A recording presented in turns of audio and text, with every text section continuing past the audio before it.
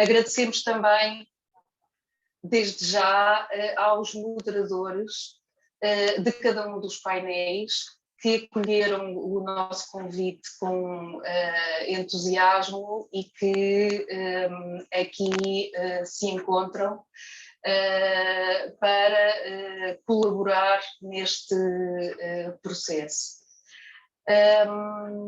Naturalmente temos muita expectativa nestes dias de trabalhos, nesta troca de ideias entre colegas, no intercâmbio de experiências, no intercâmbio de projetos em curso e vamos dar início a 3 dias de grande atividade e grande expectativa. Este é o modo que temos para nos encontrar hoje em dia.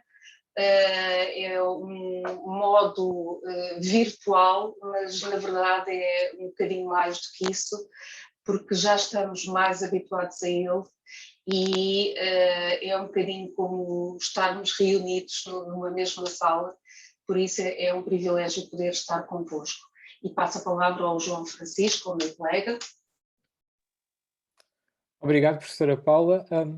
Eu não tenho muito mais a acrescentar aquilo que a professora disse, é de facto agradecer para já à organização por nos ter convidado para organizar este grupo de trabalho. Foi com muito gosto recebemos esse convite. Eu estive na primeira edição há 2 anos atrás na Universidade em Florianópolis e guardo essa semana que aí passei com muito carinho na minha memória, porque foi realmente uma semana muito, muito, muito especial. Lembro-me da apresentação dos trabalhos terem sido todos bastante interessantes e foi quase como se ou seja, saber que haveria tanta gente a pesquisar e a fazer investigação sobre som foi para mim um alívio saber que essas pessoas de facto existem e que estão a aparecer ainda cada vez mais.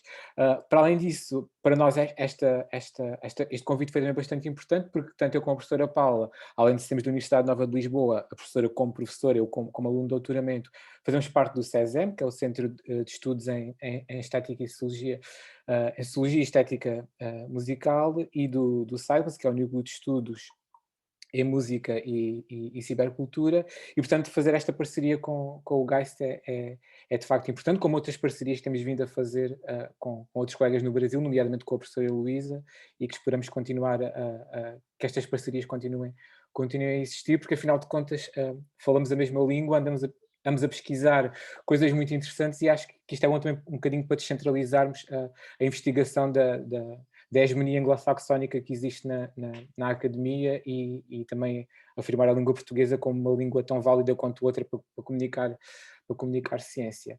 Para além disso, queria só deixar algumas considerações de coisas mais práticas. Quero pedir para quando estiver a acontecer uma apresentação, para desligarmos todos os nossos microfones e as câmaras.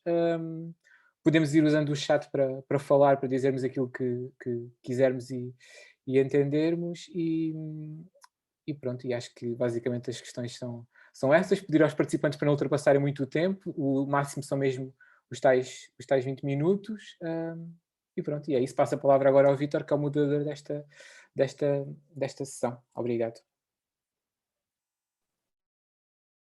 Oi, gente, boa tarde. Meu nome é Vítor Pires, eu sou professor da Universidade Federal de Alagoas, no Campo Sertão, e queria começar agradecendo, tanto o João Francisco quanto a Paula pelo convite para moderar essa primeira sessão de trabalho do GT5. A gente tem vários trabalhos interessantes para a gente discutir nessa tarde, hoje à noite ainda, madrugada em Portugal. Espero que todos vocês estejam bem, estejam vacinados, estejam com saúde, ou com a primeira, ou com a segunda, ou com as 2 doses. Esse é o pensamento de desejar que a gente supere essa pandemia o mais rápido, o mais breve possível, e que a gente possa ter momentos como esse aqui, muito brevemente, pessoalmente, ou no Brasil, ou em Portugal, conforme as coisas forem acontecendo, forem melhorando, tudo for possível, tá? Bem, para a gente sistematizar aqui um regime mínimo de trabalho, eu como moderador da sessão, eu vou tentar fazer o seguinte: a gente vai ter os trabalhos, vocês vão ter aí de 15 a 20 minutos para apresentar. Eu gostaria de não ficar cortando o tempo de ninguém, mas se vocês preferirem, eu posso, né, ficar pelo chat. Ó, faltam 5, né, só para vocês se organizarem na gestão do tempo de vocês, né? E ao final de cada apresentação, havendo alguma pergunta mais pontual, pelo que foi me passado, a gente vai comentar logo, mas a gente deixa também para fazer um debate com mais profundidade ao final de todas as apresentações, né? Vendo que a gente vai ter aí um prazo mais ou menos de 2 horas para essa sessão do GT, né? A gente vai ter agora como primeiro trabalho a ser apresentado, né, o trabalho Algoritmos da plataforma YouTube, o que a indústria fonográfica precisa saber, né, de autoria da Amanda de Azevedo, né, Amanda que é mestranda em Ciências da Comunicação pelo programa de pós-graduação em Ciências da Comunicação, né, da Unicinos, é especialista em Gestão Cultural, Cultura, Desenvolvimento e Mercado pelo Centro Universitário Senac, São Paulo, e produtora fonográfica pela Universidade do Vale do Rio Sinos, né? É integrante do grupo de pesquisa CultPop, Processo Com e Rede de Pesquisa Internacional AMLAT. Tá? Amanda, quando você quiser, pode começar. Tá certo, começar então. Bom, deixa eu só abrir meu texto aqui. Eu tinha preparado um PPT, mas eu sou uma pessoa que fala um pouco demais, então eu ia passar muito do tempo e eu decidi reestruturar num texto para ficar mais fácil. Então, em alguns momentos vocês vão ver meus olhos fazendo assim, mas é porque eu estou lendo e acompanhando e às vezes eu faço uma pausa para falar, tá? Então, deixa eu minimizar aqui e abrir meu texto.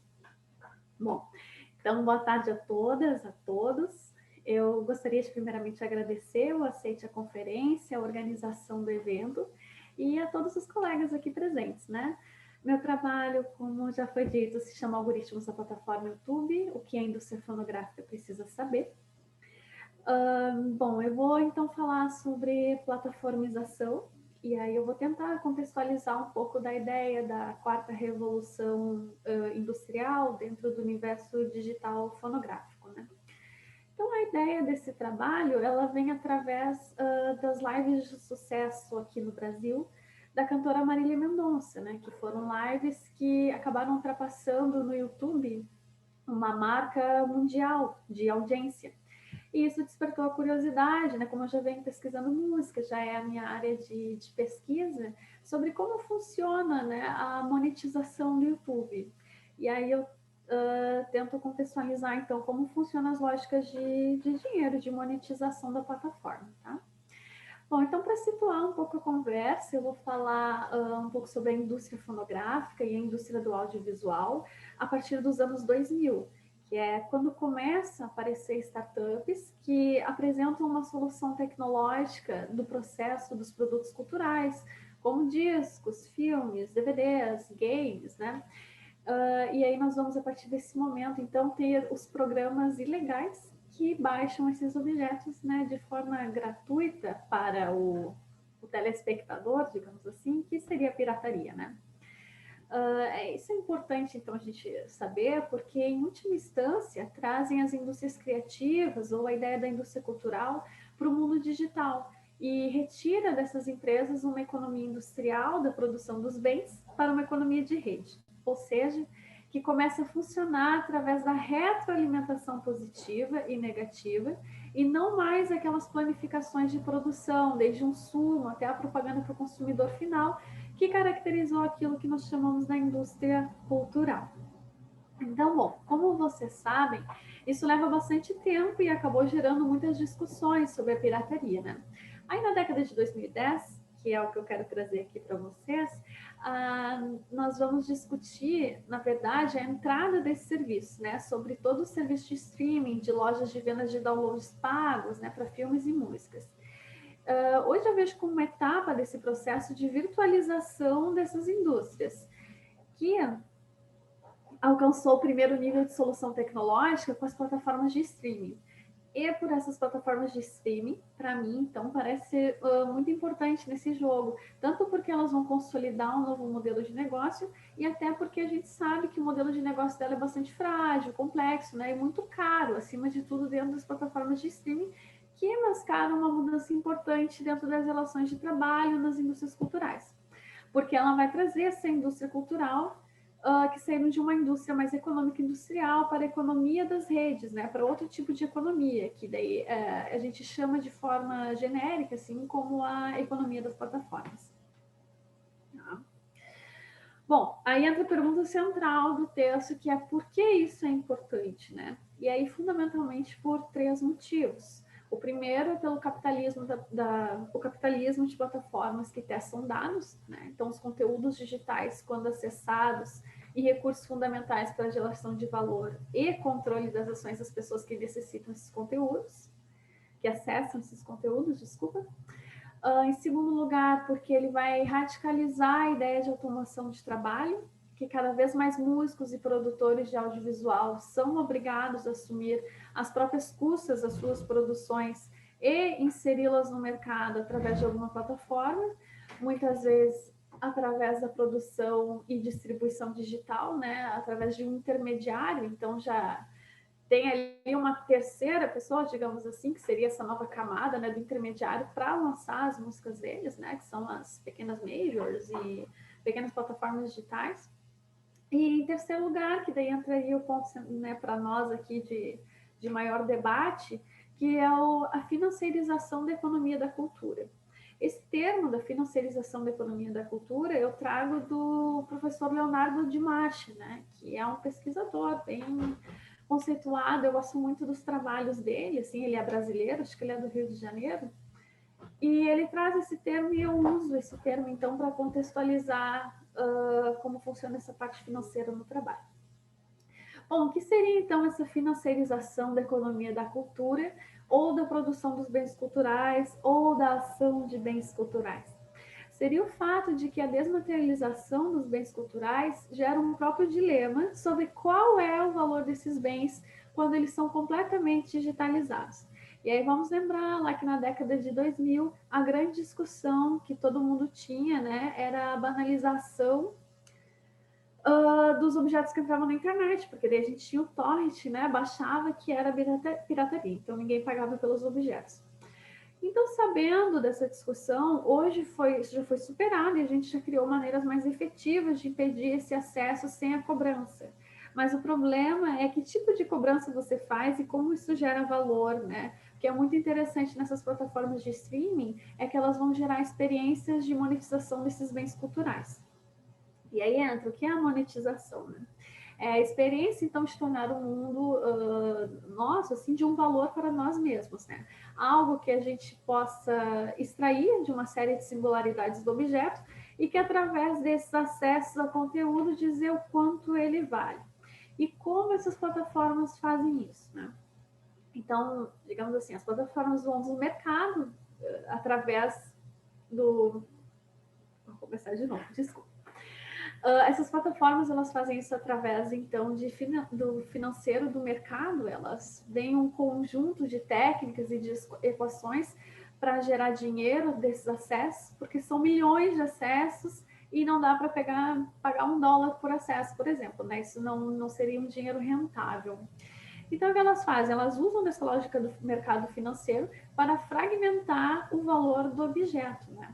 Esse objeto tem um valor fragmentado que é composto junto, né, que serve de cálculo, ou seja, os dados da música, né, aqui especificamente falando da música, quando ela entra na plataforma. Então, é fragmentada aquela tua música e cada fragmento tem um valor, né? E é por isso que quando você tem problema na diferenciação de valor quanto aos acessos, eles podem não bater.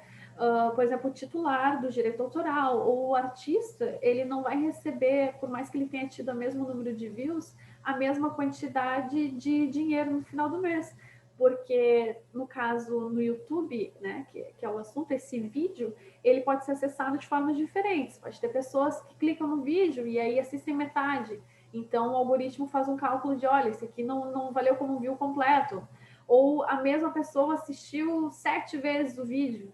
Então, não vai valer o mesmo valor, né? Então, a partir disso que entram essas discussões, assim, né? Que o pessoal tem, os artistas, né? Tipo, deu o mesmo valor, por que não? O mesmo número, né, de views, por que não o dinheiro? Bom, então essa ideia de acesso é um composto de vários fatores que, de acordo com uma série de outros fatores, né, que foi o que eu disse, fazem esse valor. E isso é muito interessante, porque a partir desse fato, a gente começa a pensar uma nova lógica de mercado da cultura, né? Afinal de contas, o mercado da cultura ele vai te olhar e não adianta mais tu querer definir o teu valor, dizer assim, olha, eu valho X, eu valho Y e eu quero que para eu colocar minha música aqui seja pago tanto, né? Isso quem vai definir a partir de agora e já está sendo, né, e em diante, é o mercado. É ele que vai te dizer quanto tu vale. E, obviamente, ele vai jogar o teu valor para baixo, porque ele não vai querer te pagar o que valeria de verdade, né? A gente não tem essa noção do valor exato. Bom, então o que o artista faz, né? Ele tem que desenvolver novas estratégias de fazer o seu trabalho dentro de um propósito da rede digital, que gere um valor agregado. Bom, então não é à toa que a gente tem visto essas novas técnicas de geração de dinheiro, né? Onde as indústrias têm tido um crescimento de número de artistas, sobretudo no caso da música, que defende a ideia, por exemplo, do blockchain, como uma única forma de superar esse problema, né? Com os tradicionais intermediários da velha economia da música, digamos assim. Que seria essa plataformização digital, né? Para o dinheiro vir em formato digital. Então, esses atores, eles adotam essas técnicas que implicam a você adotar uma nova visão de mundo. E é muito próprio isso do neoliberalismo, né? Que também é muito próprio do mercado financeiro e também da financiarização do seu próprio produto. Né? Então, uma outra moda que agora está aparecendo e que faz muito sentido, agrega a essa chamada, seria a tokenização da música, né? Ou seja, você paga uma música, você tem a sua própria música, ela ainda não foi lançada, e aí a gente leva para investidores essa música, e a partir disso eles fazem o pagamento de um financiamento para quanto vai valer. No caso, tu mesmo fragmenta a tua música em ações. E aí tu faz essa venda, né? Isso funciona muito bem para grandes artistas, né? O caso de Anitta, por exemplo, que tem algumas músicas que foram vendidas assim. Para pequenos artistas isso não vale tanto, porque ele ainda não tem valor de mercado agregado, né? Por relação de público. Então as pessoas não fazem grandes investimentos. Mas existem plataformas alternativas que fazem uma vaquinha coletiva, digamos assim, né? Bom, então essa financiarização da economia da cultura, ela tem crescido muito com a pandemia. E a maneira pela qual é realizado, é monetizado esses vídeos em lives, né, ou vídeos só no YouTube, vai pagar o investimento que irá realizar, né, que é aquele investimento que foi oferecido antes. E ele está fortemente mediado por uma lógica de mercado financeiro atrelada ao neoliberalismo, quando as tecnologias digitais de fragmentação da realidade, da construção do valor que são derivados. Então, é o que você faz com o produto do nada, que gera um conjunto de dados que você revela no determinado pacote de processo de mudanças da economia cultural, numa crescente de financiarização entendida como uma crescente fragmentada da ideia de valor do bem cultural, que tem sido acompanhada por um processo de automação do trabalho coletivo. Aqui eu tento fazer alguns resumos de títulos, digamos assim, mas é porque é uma cultura muito densa e nem daria tempo de eu falar, muito menos de escrever sobre cada um desses pontos, mas quem tiver a oportunidade de pesquisar, e eu imagino aqui que todo mundo já pesquise muito a esse respeito, né, de usar esses títulos, porque é muito legal a agregação da história. Bom, então as plataformas funcionam a partir de um mundo interativo por inteligência artificial, né, por sistemas de algoritmos distribuídos para oferecer determinado tipo de conteúdo. A inteligência artificial tem uma função estabelecida com esses algoritmos que fazem essa distribuição. Então, um ponto de discussão aqui é o que esses processos apontam para um financiamento do círculo vicioso dentro da economia da cultura, no qual você vai ter uma crescente de informações e precarizações do trabalho dos criadores culturais, né? E que com a entrada da automação, esse trabalho criativo ele tem que gerar uma centralização de renda muito grande dentro daquelas empresas que conseguem desenvolver essa tecnologia de automação. E essas tecnologias, elas não são baratas, né? Então, elas são favoráveis a quem já tem um valor financeiro alto, né? E aí, ao mesmo tempo, existe um problema para a política cultural, que é pensar na diversidade da cultura após a forma de nível internacional dessas empresas globais e internacionais. Então, a questão aqui é, Será que dá para a gente regularizar isso? Ou a gente tem que pedir para que eles regularizem? Ou que eles recuem? Ou que eles delimitem a música, né, de cada local na plataforma? Como que poderia ser recalculado, digamos assim, né? E isso tem que ser, então, questionado por enigmas de pensamentos das políticas culturais e repensar completamente a estrutura desses dados e a ideia própria da regularização da produção dos bens culturais, que tem que passar necessariamente por uma reformulação diante das plataformas globais ultrapassadas, né? Que seriam aquelas majors antigas que não estão se adaptando necessariamente ao digital, né? Então, elas funcionam de forma automática ou que não seja recomendado, assim como na produção da música. Tá? Então, é isso que eu trouxe do texto para tentar contextualizar um pouco esse cenário. Muito obrigada. Obrigado, Amanda. Pessoal, quem tiver qualquer questão mais pontual agora, pode fazer agora em relação ao texto da Amanda, a apresentação dela. Mas, assim, Amanda, antes de passar a bola para a próxima apresentação, eu achei bem interessante essa questão que você trouxe para discutir financiarização, mercado da música, e, sobretudo, essa questão em cima dos algoritmos do Spotify, ou do YouTube, né? E eu fiquei pensando muito de como essa lógica, já que você falou em plataformização, né? Imagino que a gente parte um pouco do mesmo lugar, né? Dos textos lá da Van Dijk também, pensando esse ambiente conectado com outras plataformas, né? De, de produção e compartilhamento, né? E consumo de música, né? E eu fiquei pensando durante a sua apresentação, acho que uma coisa muito interessante, que foi uma fala do CEO do Spotify, que aconteceu, acho que no ano passado, acho que foi ano passado, quando começou a haver muitos comentários em relação de artistas reclamando do processo de pagamento, né? A gente ganha muito pouco, né? Eu acho que você aborda um pouco disso na sua fala, que a gente ganha muito pouco pelo play, né? E aí ele responde assim: você está achando que ganha pouco, então você precisa produzir mais, né? Que aí eu fico pensando muito de como essa lógica, né, neoliberal do mercado que você coloca, ela meio que atravessa essas plataformas de, de compartilhamento musical como um todo, né? A lógica de trabalho dos YouTubers, né, que tem que ter vídeo praticamente todo dia, né? Essa coisa do mercado musical, que a gente lançava um disco, né, 1 ano, 3 anos, né, do tempo de ciclo de um álbum, né? Mas aí eu queria ouvir, assim, se você tem alguma coisa, né, para essa direção, se você já pensou alguma coisa nessa direção, se você teria alguma colaboração para a gente pensar essa lógica de produção, digamos, contínua, né, que aí o mercado da música está tentando se encaixar com isso, né, vendo essa negociação com o algoritmo, com um estágio mais avançado, como você já coloca, né, essas práticas de automação da recomendação, né, isso tudo visando, né, esse objetivo último, que seria essa rentabilização através da produção musical, tá? Uhum. Tá bem, obrigada pela pergunta. Bom, eu vou responder essa pergunta, então, de uma forma muito informal, tá? Assim, não acadêmica, porque hoje eu não encontro ainda muitos textos ou muitos estudos acadêmicos falando sobre isso, exatamente por ser recente, não que não tenham pesquisadores, só aqui já temos vários, né, que estão em torno desse assunto, mas por ser algo um pouco mais recente.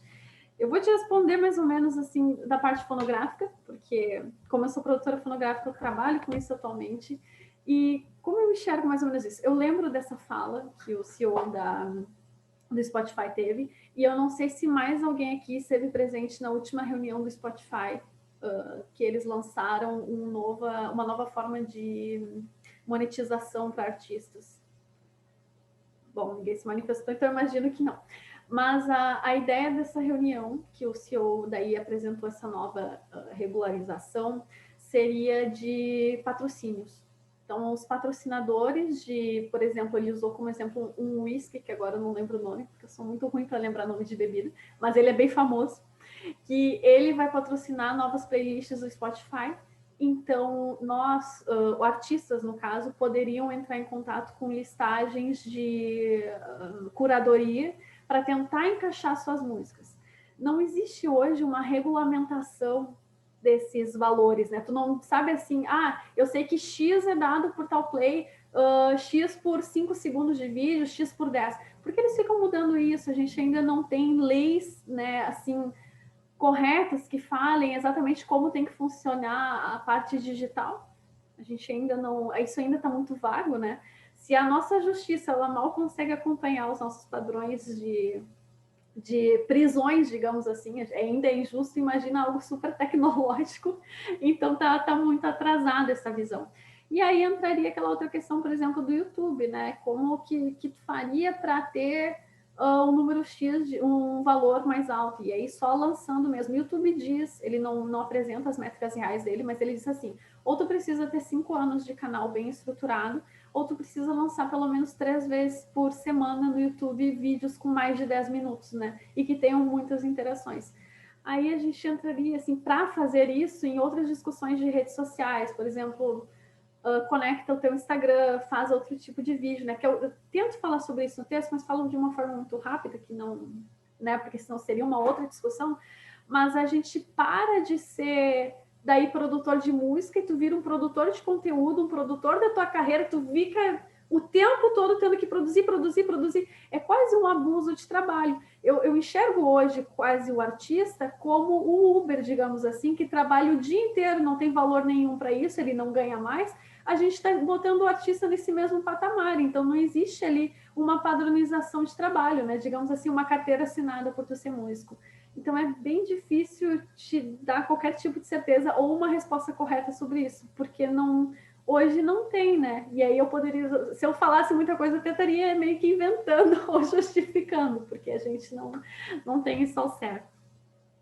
Tá bem, só dando seguimento aqui, tem 2 perguntas aqui bem pontuais, uma do Gustavo, que ele pergunta: o fenômeno recente dos NFTs tem alguma característica de tentativa de superação desses modelos? Né? É a pergunta dele, e já vou emendar com a do Fernando, ver se você responde numa tacada só, que ele gostaria de saber se a Amanda percebeu em suas pesquisas o comportamento dos algoritmos na criação de índices de performance para elaborar suas referências de audiência para a precificação, tanto do lado do criador do conteúdo e da plataforma no oferecimento de seus serviços.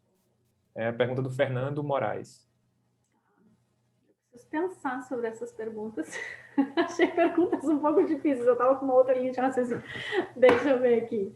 Gostaria de saber se a Amanda percebeu em sua pesquisa o comportamento dos algoritmos na criação de índices de performance para elaborar suas referências de audiência e para a especificação, tanto do lado do criador de conteúdo e da plataforma de oferecimento de seus serviços. Difícil dizer, eu achei injusto, assim, mais ou menos emendando com a outra fala que eu já estava tendo. Eu acho que não... Eu acho assim, para ser bem sincero, o YouTube tira muito mais em cima do que o artista ganha, ou o Spotify tira muito mais em cima do que o artista ganha. Deveria ganhar, né? Então, eu não vejo um equilíbrio. Eu vejo hoje pessoas desinformadas, que é diferente, assim. O músico, ele acaba sendo, por incrível que pareça, né? E aí eu não sei quantos de vocês são músicos aqui, mas, por favor, não se sintam ofendidos, eu sou música também. Tem um dedinho ali levantado. Ai, desliga a câmera que eu não quero nem ver para falar isso. Não, tô brincando. Mas os músicos, eles acabam sendo muito preguiçosos nesse sentido de correr atrás do seu verdadeiro valor ou do seu verdadeiro reconhecimento. É muito fácil a gente largar uma música, ficar sentado esperando e dizer assim, agora tem o Spotify, agora tem o YouTube, eu vou colocar aqui, deu. Como assim? Não tem views, gente? Só 100? Não, o que eu faço? Então, existe um outro caminho, assim. Beleza, com o dedinho ali, se quiser complementar, tranquilo. Um outro caminho que a gente tem que correr, né? Que é o do conhecimento, que é acima de trabalhar. Se a gente começar a trabalhar horrores para eu preciso alimentar a plataforma, tu vai ser o escravo do teu próprio trabalho. E quando a ideia principal, daí que eu acho que teria a ver com isso, seria estudar a plataforma, compreender a plataforma e juntar todas as formiguinhas músicos, né? Para que elas abram um próprio sindicato justo, digamos assim, alguém que realmente corra atrás da gente. Porque por mais que hoje a gente tenha, eu vou lá e pago o meu... eu esqueci o nome, mas, por exemplo, a CD Baby, né? Ela vai colocar lá a minha música dentro dessa plataforma. e a gente não sabe o real valor disso, a gente não entende realmente como está acontecendo, e aí fica muito fácil largar na mão do outro e sentar e esperar, né? Então eu acho sim que é injusto e acho que sim que a gente tem que estudar muito para que isso faça sentido, para que a gente possa crescer nessa forma de plataformização. A modernidade está aí para isso, a gente tem que se atualizar, né? E sem estudo a gente não vai adiante. Seria mais ou menos isso a minha resposta. Eu não sei se teve muito a ver com a pergunta, mas é mais ou menos por aí o caminho. É um assunto extenso. Tá bem, Amanda. A gente pode deixar só a continuidade da discussão para o final, para poder a gente não atrasar todas as apresentações que vêm depois, tá? No caso, o Fernando, o Luiz queria falar também, mas aí a gente comenta todo mundo no final, né? Eu queria agora agradecer a Amanda pela apresentação, né? E a gente passar para a próxima apresentação, né? Chamar Fernando de Moraes e Heloísa Valente, né? Para apresentarem o trabalho Não Estamos Sozinhos, Nelson nos escuta, sobre inteligência artificial e mecanismos de seleção de preferências de escuta, né? Fernando de Moraes é doutorando pelo Programa de Pós-Graduação em Comunicação e Cultura Midiática da Universidade Paulista, né, especialista em negócios digitais e tecnologias da informação, né, estuda os processos de tecnologias da inteligência da música, né.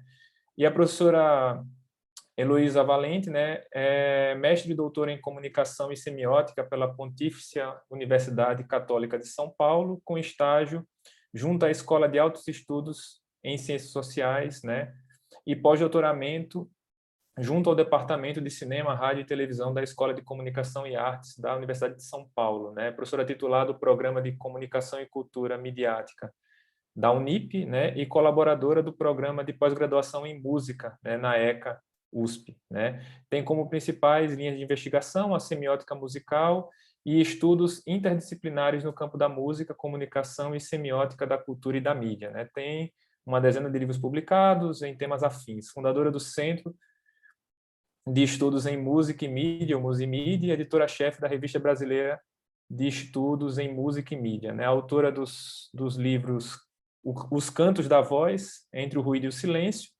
As Vozes da Canção na Mídia, além de ter organizado diversos livros contendo o resultado de pesquisas realizadas pelo Musimídia e convidados, né?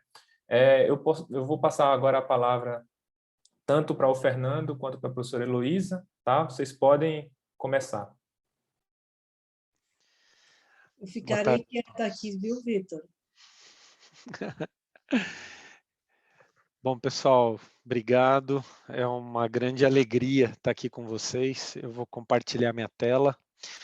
Só preciso de uma confirmação se está tudo ok. Legal. Está tudo ok. Bacana, gente. Então, queria agradecer aqui, em nome da organização, desse segundo encontro aqui do Congresso. É muito interessante poder falar um pouquinho do que eu estou fazendo sob a orientação da professora Heloísa Valente.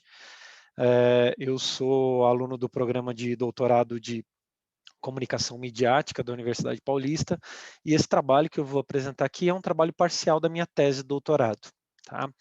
Eu ando pesquisando já há alguns anos a estrutura dos algoritmos, né, e essa possibilidade tecnológica em ambientes midiáticos, e eu trouxe aqui para vocês algumas discussões que fazem parte da minha pesquisa.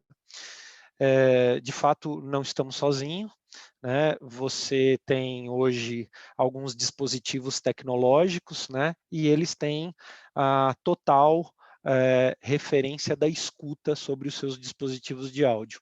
Eu vou falar muito do algoritmo do Spotify, que é o Nelson, né? Então, vamos lá. Eu montei um roteiro aqui, rapidamente. Então, vou falar um pouquinho as notas sobre o autor, já foi apresentado, então vou passar bem rapidinho. As teorias que eu estou usando e o meu referencial teórico, né? Eu vou mostrar um cenário de aplicação desse estudo, que fortaleceu esse estudo para a minha pesquisa. Vou, de fato, mostrar como é que o Nelson está me escutando e vou fazer uma conclusão sobre isso, tá bom? Muito bem. Como já foi apresentado, eu estou fazendo doutorado na Unip e eu estou pesquisando muito essa ideia de escutas nas plataformas midiáticas. Tá? Eu escolhi aqui algumas teorias importantes, né, porque eu trato a plataforma de streaming como uma plataforma mediatizada, pela relação da associação do fenômeno da interação social por meio da percepção desta plataforma, que ela estabelece uma conexão que repercute de forma muito impactante e acelerada em alguns vínculos compartilhados no comportamento da plataforma de mídia social. Por isso que eu uso o José Luis Fernandes. Tá? Eu também cito o Joseph Mariani, né? Ele tem alguns estudos relacionados ao reconhecimento verbal dos algoritmos, né? E ele fala muito da complexidade do meio de interação por meio de assistentes virtuais, como o Google, o Siri, Alexia, né? E outras plataformas que caracterizam trocas contínuas e muito dinâmicas dessa reflexão da informação. No caso da plataforma de streaming, como a do Spotify, eu associo o nível de interação e a produção e compreensão desses sinais que são transportados em diversos níveis, desde o acesso ao microfone às estruturas de bateria que formam o que eu chamo de estrutura infocomunicacional criada pela plataforma e os serviços aí de algoritmos. Eu gosto muito do Alex Primo, desde o meu mestrado eu utilizo ele, e ele me dá uma base muito importante dos conhecimentos de interação e mediação por estruturas e dispositivos. Na época, computador, hoje estruturas mobile, celulares e plataformas mediadas.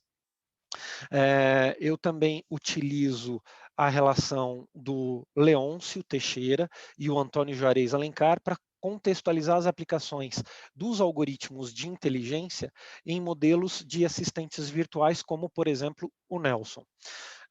Já a Dora, né, Kaufmann e a Lúcia Santaella, por um artigo que foi publicado ano passado na Famecos, que discute o papel do desempenho, né, que tem essas inteligências artificiais produzidas pelos algoritmos e essa relação em mídias sociais.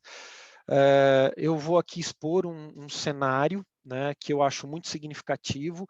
Eu não posso olhar só para os dias de hoje, né? Então, se fala muito em inteligência artificial, mas às vezes se esquece de discutir que ele é um produto da tecnologia da informação, né, criada por linguagens programadas, né? Então, esse cenário, eu gostaria de trazer aqui um pouco da história do Alan Turing, da década de 30, que foi um matemático que criou uma máquina para entender um processo de guerra. Ele decodificou uma máquina da guerra, da Segunda Guerra Mundial, que era uma máquina nazista. Uma outra contribuição importante, né, do John McCarthy, que é um pesquisador de Stanford, e ele, numa conferência em 1956, ele comenta a importância da criação dos algoritmos de inteligência artificial e lógica fuzzy. Continuando nesse cenário de aplicação, é muito comum você fazer uma pesquisa na internet e usar os motores de busca. Então, existe uma evolução da web desde a década de 90, né, até 2000, onde foi a contribuição da virada da chave da web 1.0 estática, né, com hipertexto e hipermídia, para a web 3.0 baseada em inteligência artificial. Uma outra coisa também é a utilização das estruturas mobile, né, e o impacto disso a partir do momento que as estruturas mobile têm uns dispositivos que permitem a escuta externa mediada pelo microfone. Aqui algumas fotos que eu coloquei. Então, essa aqui é a equipe de Alan Turing, né, criando a máquina de Turing, né, e aqui o John McCarthy, que foi o cara que discutiu esse produto de inteligência como algoritmo. Aqui, rapidamente, uma pesquisa que eu venho fazendo já há alguns anos, isso foi publicado na revista Time, muito interessante, que é a relação do crescimento exponencial de inteligência. Eu só queria pontuar e chamar a atenção que o algoritmo, ele cria a referência de inteligência artificial. O algoritmo é um conjunto de regras que os computadores eles vão seguir para resolver um determinado problema ou tomar uma decisão sobre um determinado curso ou ação. Então, isso é muito importante. Já a inteligência artificial, ela é encarada como um subcampo da informática, onde o objetivo da inteligência artificial é criar uma emulação da inteligência humana. É isso que o John McCarthy ele fez como pesquisa em Stanford na década de 50. Esse gráfico, ele mostra, então, 3 pontos importantes. Primeiro, é o ritmo acelerado de mudança. Então, a gente vem já há muitos anos tendo uma evolução gigantesca e o impacto da mudança das estruturas de negócio. Então, esse crescimento exponencial da inteligência, né, ela acaba influenciando alguns dispositivos, computadores, celulares e assim por diante. Então, o item 1, o ritmo acelerado da mudança. O item 2, o crescimento exponencial do poder da computação. Então, a gente tem uma ideia que o computador, através dos seus códigos de programação e suas aplicações, ela já é compatível à inteligência de um rato a partir de 2015, né? 2023 dos humanos e 2045 de qualquer ser que possa habitar a Terra. Então, isso cria uma hipótese de singularidade, crescimento tecnológico desenfreado, né, pensando ali em algumas discussões que estão abertas hoje em dia. Esse segundo gráfico é um gráfico que fala das estruturas semânticas, né, olhando para a conexão da informação e para as conexões sociais. Então, hoje a gente vive uma definição que vai além de um hipertexto, hipermídia. Então, o Google ele tem uma referência do que você fala o dia inteiro. Seu celular ele tem uma força maior do que a nave que pousou na Lua. Então, ele tem todo um entendimento de bases que são programadas. Então, seus aplicativos, suas atividades, suas tarefas, elas criam o que a gente chama de composto de dados. E tudo isso cria uma estrutura baseada em palavras, letras, significados, sentidos e assim por diante.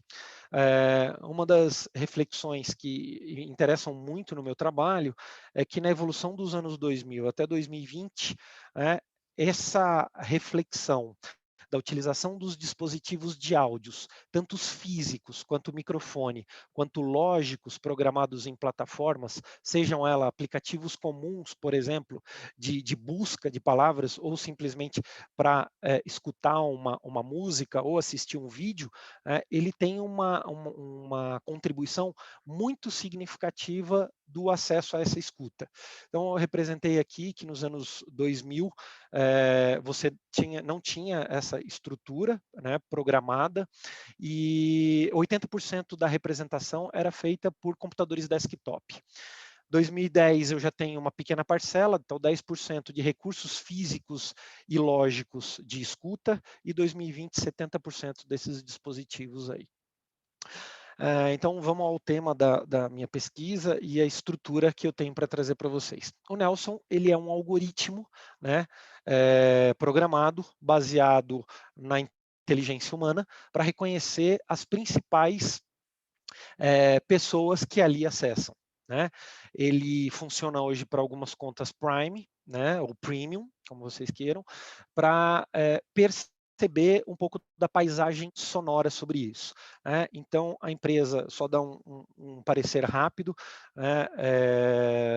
A empresa foi criada em 2006, o Spotify, mas o serviço de streaming ele só foi liberado em 2008 por conta da ascensão das propostas dos dispositivos existentes. Então, hoje é considerada uma das maiores plataformas de alcance mundial, com mais de 260 milhões de usuários ativos e 115 milhões de assinantes no mundo. Então, esses 115 milhões de assinantes no mundo, eles podem utilizar a plataforma de inteligência que é o Nelson. O Nelson, ele, a partir do momento que você loga e dá atribuição, né, para que ele possa navegar na tua área ou na sua timeline, ele passa a reconhecer o teu microfone. Então, se você canta, se você conversa, ele pode compor uma influência nas suas playlists. O Nelson, ele é acessado em plataformas tanto web quanto mobile, e ele permite que você faça essa brincadeira. Eu vou mostrar um pouco aqui, não online, mas eu capturei essas telas para que vocês possam entender um pouco disso. E como qualquer outro dispositivo, se você permite ele te escuta a qualquer momento e ele te influencia na música que ele vai tocar para você em algum momento. Como é que funciona o Nelson? O Fernando, ele seleciona um item de busca convencional, né?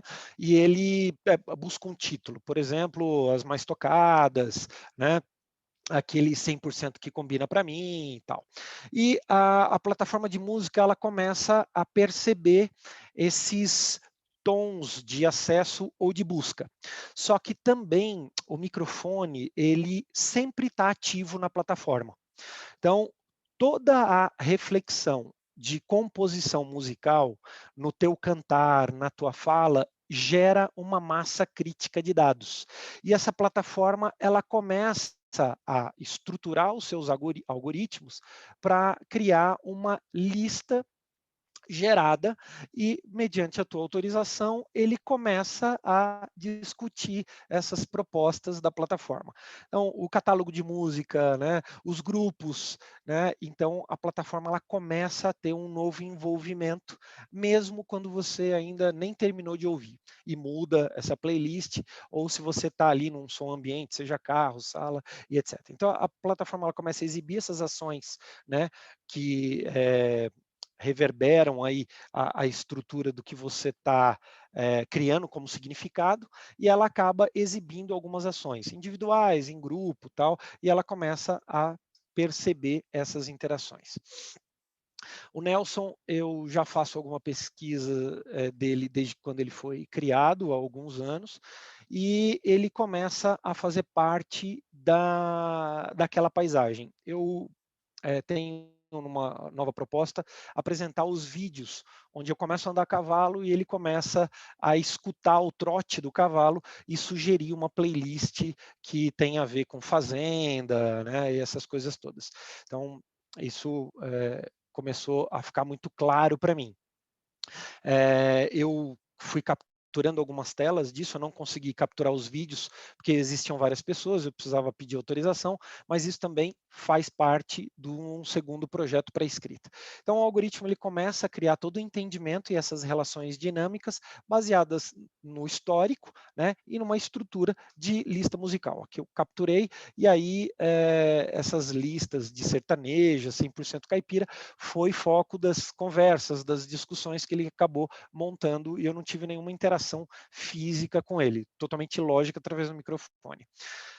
Uma outra questão também que após o que a gente pode analisar das estruturas aí, as bases de dados relacionadas, ele começa a criar algumas identidades, e ele começa a tocar algumas músicas baseadas nessas referências. Eu citei um exemplo aqui do chicleteiro, né, do chiclete com banana. Isso aqui é uma plataforma, né, o nelsonglick.me, que você pode fazer um teste com algumas preferências. A partir desse momento que você autoriza o Nelson, ele começa a habilitar algumas opções que talvez por segurança você não tinha habilitado lá atrás, como o acesso ao microfone. E ele começa a compor uma base de dados sobre isso e além da base de dados do microfone, ele começa a escutar isso onde você estiver e com quem você estiver e começa a opinar sobre essas relações. Bom, eu queria concluir aqui rapidamente que eu acredito que a gente constantemente vive sobre o impacto da tecnologia e a gente tem um pouco de receio sobre tudo isso. Eu acredito muito na temática da inteligência artificial, né? Eu uso muito o desenvolvimento de algoritmos profissionalmente e eu vejo que cada vez mais isso está presente no meu dia a dia. Ele vai além de um documentário que eu acesso em streaming, um filme, uma série, né? Com visões que fazem uma abordagem filosófica, né, e existencialista ali que está instigando o debate nos últimos anos em relação a essa condição humana. Eu acredito seriamente que o Nelson é o novo HAL do filme, né, 2001, Odisseia no Espaço, e ele está presente no meu assistente virtual, no meu smartphone, no meu smartwatch, ou em qualquer lugar que hoje eu possa ter algo que está conectado, baseado na internet, como, por exemplo, o meu carro. Se eu faço uma associação disso com o meu display, né, de música e o dispositivo do meu carro. Algumas referências que eu coloquei aqui para que vocês possam ter acesso, né? E é isso. Queria agradecer bastante e volto a falar que isso é um pouco do estudo preliminar que eu venho fazendo para minha tese. Obrigado, viu, gente? Estou disponível aqui. Obrigado, Fernando. Que agradeço. Eu coloquei aqui no chat, pessoal, quem tiver alguma pergunta pontual para fazer para o Fernando e para a professora Luísa agora, pode fazer. Mas eu queria ouvi-lo um pouquinho mais, Fernando, sobretudo de se a sua pesquisa está caminhando também para esses lados, né? Porque me parece que você ficou, por enquanto, aí num debate muito da recomendação, né? Assim, enquanto algoritmo, acho que o Spotify, o Nelson, aí ele vai articular toda uma ecologia, né, complexa dentro da plataforma, né? E aí, por exemplo, se a gente vai pensar, né, dentro desse debate, acho que já vem desde a Web 2.0, né, do tipo desse aumento significativo do trânsito informacional, né, do conteúdo disponibilizado, né, e de como isso aumenta, né, nos últimos anos, sobretudo por conta da perspectiva que a Web 2.0 coloca, né, dessa possibilidade do usuário também estar colocando conteúdo online, né, a gente percebe como curadoria virou praticamente uma chave, né, no sentido de ninguém tem tempo para consumir tudo, né, o nosso consumo cada vez mais ele é curado, né, e aí eu queria saber se a sua pesquisa ela vai enfrentar essas questões sobre playlist, sobre rádio, sobre essas coisas que derivam, né, da escuta musical no Spotify. E aí, já emendando também, essa é uma pergunta, e queria emendar já com outra aqui do Gustavo, que ele fala assim: Fernando, você poderia falar um pouco mais sobre esses usos experimentais, como você tem feito e registrado essas interações com essa plataforma? Claro. Essas duas aí para você. Bacana, eu agradeço. Acho que a tendência é continuar, Vitor, e fazer isso. Eu tento não criar restrições. Eu acho que isso é algo que contribui muito para a pesquisa, né? Então a gente tem, claro, um direcionamento sobre isso, que é importante, mas como você bem pontuou, essa relação da curadoria, ela vem desde a base estruturada da web colaborativa. Eu queria chamar a atenção que quando as primeiras estruturas de streaming elas foram criadas, o Shao Fanning e o Sean Parker, que criaram a estrutura do Napster entre 98 e 99, eles tinham as primeiras discussões dos algoritmos baseados em lógica fuzzy, que é o produto da inteligência artificial. E uma das coisas que se discute, até a Amanda falou um pouco dessa precificação, é como que eu vou influenciar essa sequência da paisagem sonora na criação dessas playlists. E aí eu vou emendar ali no que o Gustavo falou. Obrigado, viu, Gustavo, por você fazer a pergunta aí. Eu estou procurando documentar algumas coisas que eu estou gravando. No final de semana passado, eu estava na fazenda, minha irmã ela cria cavalo manga larga, e eu estava assim com essas lives diretas, né? Porque o foco da minha pesquisa também é live, né? O mundo virou uma live para mim em 1 ano e 4 meses, e essa essência dos algoritmos, eles têm uma contribuição muito significativa.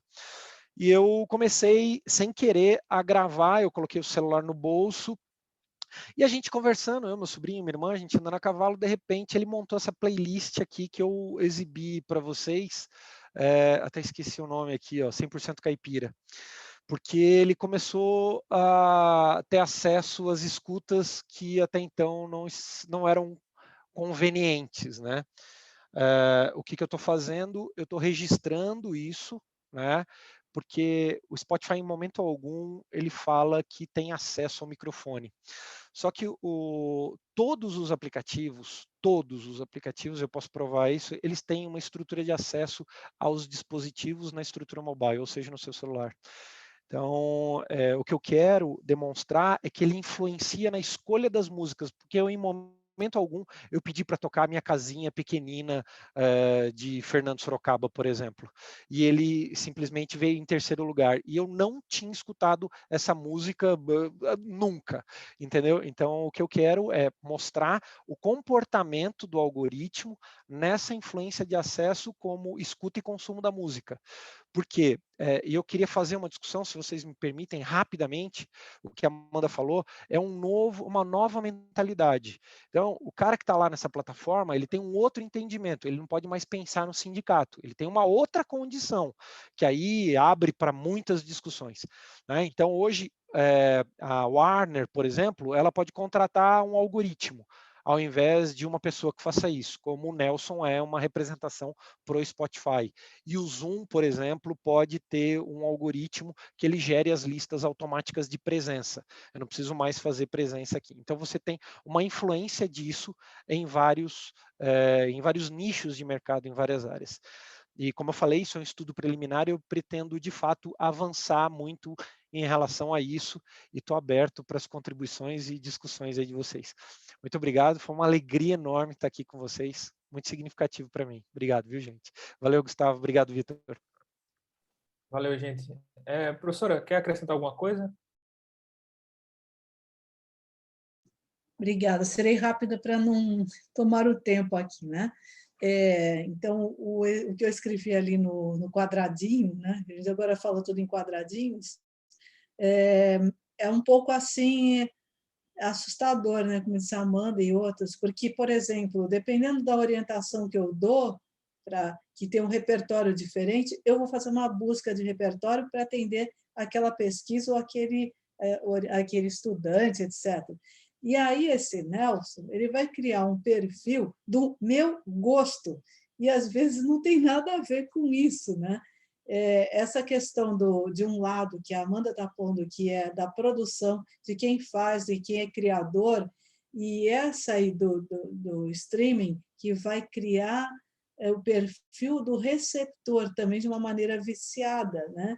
Então, é uma questão que a gente pode deixar para o final, ao longo desses 3 dias, que eu acho bastante inquietante. É isso.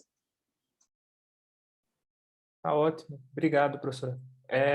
Agradecer tanto a professora Heloísa quanto também ao Fernando pela contribuição, tá? A gente vai dar seguimento agora para a fala do Gustavo Ferreira, né? A voz para o computador e a voz do computador, pressupostos sobre o som da voz nas mídias sonoras cotidianas, né? O Gustavo, que é doutor em comunicação pela UERJ, né? Com estágio pós-doutoral na Universidade McGill, no Canadá, mestre em comunicação pela UFPR, bacharel em comunicação social, habilitação em publicidade e propaganda pela Universidade Estadual do Centro-Oeste, né, Unicentro, é professor e pesquisador na UEM, né, nas áreas de teoria da comunicação, pesquisa e projetos em comunicação, criação publicitária, rádio e produção sonora e indústrias musicais. Gustavo, tá por aí? Estou. Vamos lá, então? Legal. Boa tarde a todos, agradeço aí o aceite, agradeço a produção desse evento, que eu acho que é um evento muito importante, estamos aí na 2ª edição, né? É um evento que trata de um assunto que às vezes é muito disperso aqui no Brasil, né? Essa questão do som, e nos ajuda a nos integrar, a achar as pessoas que estão pesquisando, né? Então, até aí vendo as pesquisas tanto da Amanda quanto do Fernando, se conectam diretamente com um pouco das minhas pesquisas, do meu histórico. Então é interessante a gente ver nos congressos essa emergência, né, desses assuntos. Eu não preparei slide e, na verdade, também não tenho um roteiro estruturado de uma fala, principalmente porque essa pesquisa, esse resumo, né, esse trabalho que eu estou apresentando aqui, ele é algo muito preliminar de um início de um novo trabalho, né? Eu defendi a minha tese já durante a pandemia, em abril do ano passado, e E desde então tenho tentado, ao mesmo tempo, não fazer muita coisa, né? Nos manter um pouco mais inertes, né? Lidando com a pandemia em si, mas ao mesmo tempo buscando aí o encaminhamento da pesquisa, né? O desdobramento da pesquisa do doutorado. Então, eu estou num momento em que o que eu apresento é uma coisa muito especulatória, em que eu estou discutindo alguns elementos. Mas, assim, para a gente não ficar totalmente perdido sobre o que eu estou falando, eu diria que a minha proposta desse resumo, ela lida com um problema dos pressupostos teóricos. Quais são os pressupostos teóricos acerca da voz que nós podemos usar para discutir as interfaces vocais, né, ou a interação vocal que nós temos com esses vários aparatos cotidianos digitais. Então, seria essa mais ou menos a pergunta que eu estou perseguindo aqui nesse trabalho que eu estou desenvolvendo, né? Quais são esses pressupostos teóricos sobre a voz? Para fazer isso, eu basicamente me proponho a lidar aí com um panorama das discussões sobre voz, tanto no rádio, quanto no canto, na fonoaudiologia, em todas essas áreas possíveis, né, sobre o que é que se fala sobre o uso da voz e o som da voz.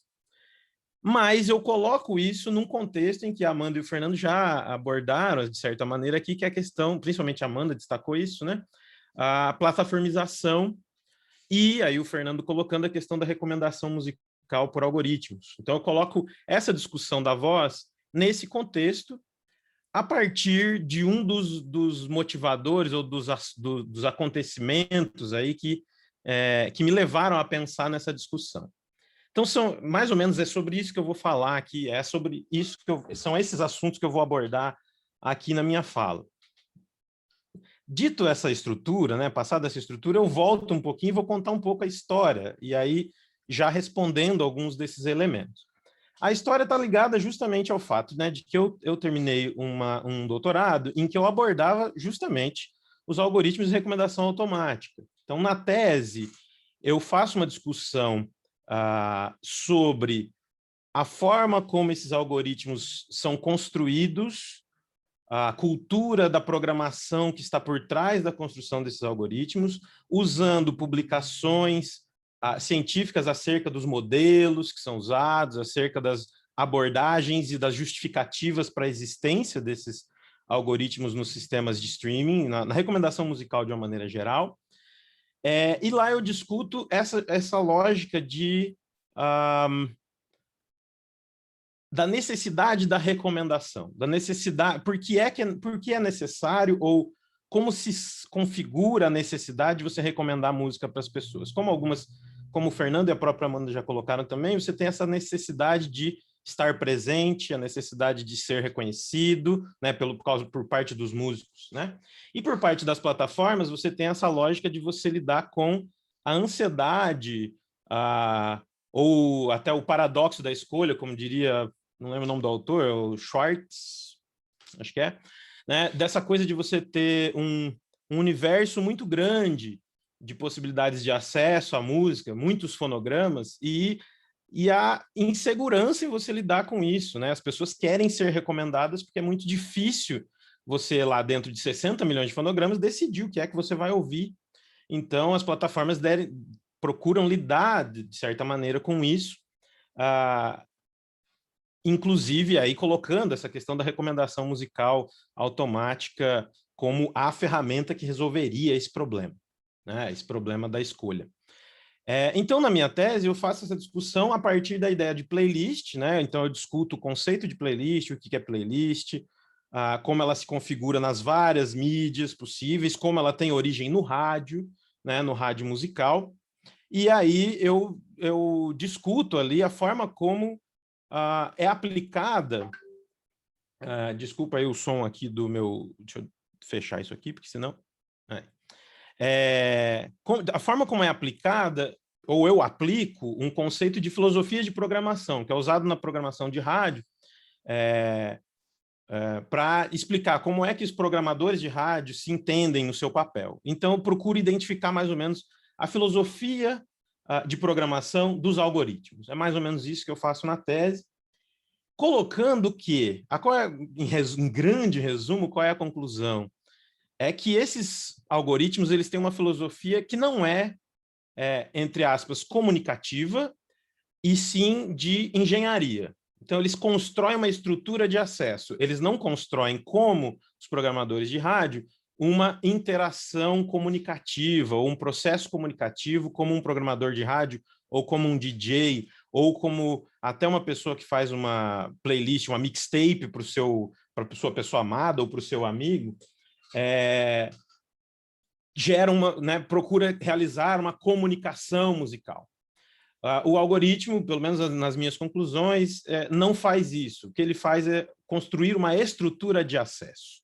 Então, ele evita, digamos assim, o problema da comunicação, que é, né, a área de meu interesse de pesquisa.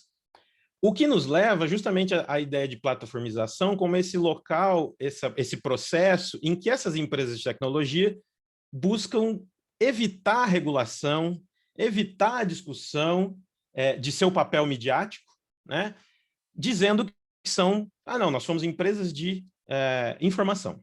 Então, nós fazemos com que as pessoas acessem a informação o mais rápido possível, do jeito que elas querem, de maneira personalizada, de maneira específica para cada um. Evitando, assim, né, ou buscando evitar essa sua caracterização como mídia, que são, né, como até o meu orientador, Marcelo Kishinevski, né, um dos nomes aí do rádio, da pesquisa sobre o rádio, coloca, eles são uma mídia social de base radiofônica, né? Então, eles são uma mídia, e eles só querem saber de ser reconhecidos como mídia enquanto aqueles que favorecem quem gosta de música, mas não querem ser regulados como mídia, né? Não querem ser questionados e refletidos como mídia, e esse processo de ser uma engenharia de acesso às músicas trabalha nessa lógica. E aí, os momentos em que me fizeram pensar como é que eu desdobro essa pesquisa, né, para frente, eles estão pontuados em acho que pelo menos duas grandes questões, né? A primeira não tem nada a ver com o Spotify em si, né? O contexto da pandemia nos trouxe imagens muito interessantes, e uma delas, muito impactantes, eu diria até, uma delas foi logo no início, ali por março do ano passado, algumas imagens de drones na China, em que você tinha os drones falando para os velhinhos que estavam andando na rua voltarem para casa. Não sei se vocês viram algum vídeo nesse sentido. Também não foi só na China, nós tivemos, acho que na Europa também teve isso, né? E eu fiquei assim muito impressionado com esse uso, né? Com o uso de um drone que fala com as pessoas. Então ele tem uma voz. Tudo bem que a voz de alguém que está ali por trás, não é a voz do drone, né? Mas, ainda assim, essa necessidade de haver uma orientação vocal, né, para as pessoas, foi a primeira coisa que eu fiquei pensando, e ao mesmo tempo essa mediação do drone, né, da tecnologia ali presente. Uma coisa que me fez pensar um pouco sobre a questão da voz, a autoridade da voz, ou quais são os elementos da voz que nos fazem questionar, nos fazem querer utilizar esse tipo de mediação, né, da voz. Isso me levou a pensar também a coisa da propaganda. Então, eu estou, também durante a pandemia, eu estou aqui meio que recluso numa cidade pequena, aqui do interior do Paraná, com os meus pais, e aqui a propaganda de som de carro na rua é muito intensa, o tempo todo. E aqui também tinha um outro fenômeno interessante, que nós tínhamos a nota de falecimento. Então, a cidade tem 13 mil habitantes. Cada vez que alguém falecia, até antes da pandemia, isso era anunciado no alto-falante da igreja. Então, fulano faleceu, vai ser velado em tal lugar. Então, essa combinação dessas várias coisas me levou a pensar sobre essa importância da voz nesse tipo de anúncio. Mas é uma voz mediada, uma voz amplificada, uma voz que é passada pelo drone, assim por diante. E aí você tem um terceiro fato, então não eram dois, eram três, mas terceiro fato seria, em janeiro, o Spotify teve concedida a patente para essa tecnologia que eles estão usando aí nessa interface do Nelson aí que o Fernando apresentou. né? Ela foi uma patente, ela foi depositada em 2018, que foi, se não me engano, quando esse Nelson foi colocado online aí para as pessoas poderem acessar, e ela foi concedida ao Spotify agora, em janeiro. E aí foi esse momento em que eu falei, olha a conexão com o meu trabalho, né? Então, o que essa patente faz? Ela justamente ela concede, né? A autoridade americana concede a patente de um sistema de reconhecimento da voz para a recomendação de conteúdos midiáticos para as pessoas, né? Então, é basicamente justamente essa tecnologia que está sendo usada aí nos vários sistemas do Spotify, nesse Nelson, né? Mas ela foi colocada como concedida agora nesse momento. E aí eu falei, olha que interessante, o que me desperta, né, essa ideia, esse questionamento sobre, mais uma vez, a voz, né? Então eu me propus aí olhar, né? Então, assim, primeiro, discutir a questão dos pressupostos teóricos, mas aí olhar para essa patente. Então fui lá ao documento, né, da patente reconhecida, para eu fazer um contraponto a esses referenciais teóricos e ao que está sendo apresentado nessa patente como a forma como eles vão fazer essa associação entre atributos de gosto e a voz da pessoa, né? E essa foi a proposta que eu pus aqui para o nosso evento, né? A gente ficou... Eu disse o seguinte, olha, vamos ver quais são esses pressupostos para a gente discutir esse tipo de patente. Eu levantei, e eu não quero me alongar muito, mas como eu disse, eu não tinha uma estrutura, então estou contando aqui para vocês todo esse processo. O que eu levantei é assim, né? Você tem esses elementos da discussão da voz mediada, eles estão muito ligados aí a uma proposição da fonoaudiologia, fisiologia, né? A ideia de que cada voz tem uma certa característica específica por causa da característica biológica específica de cada pessoa.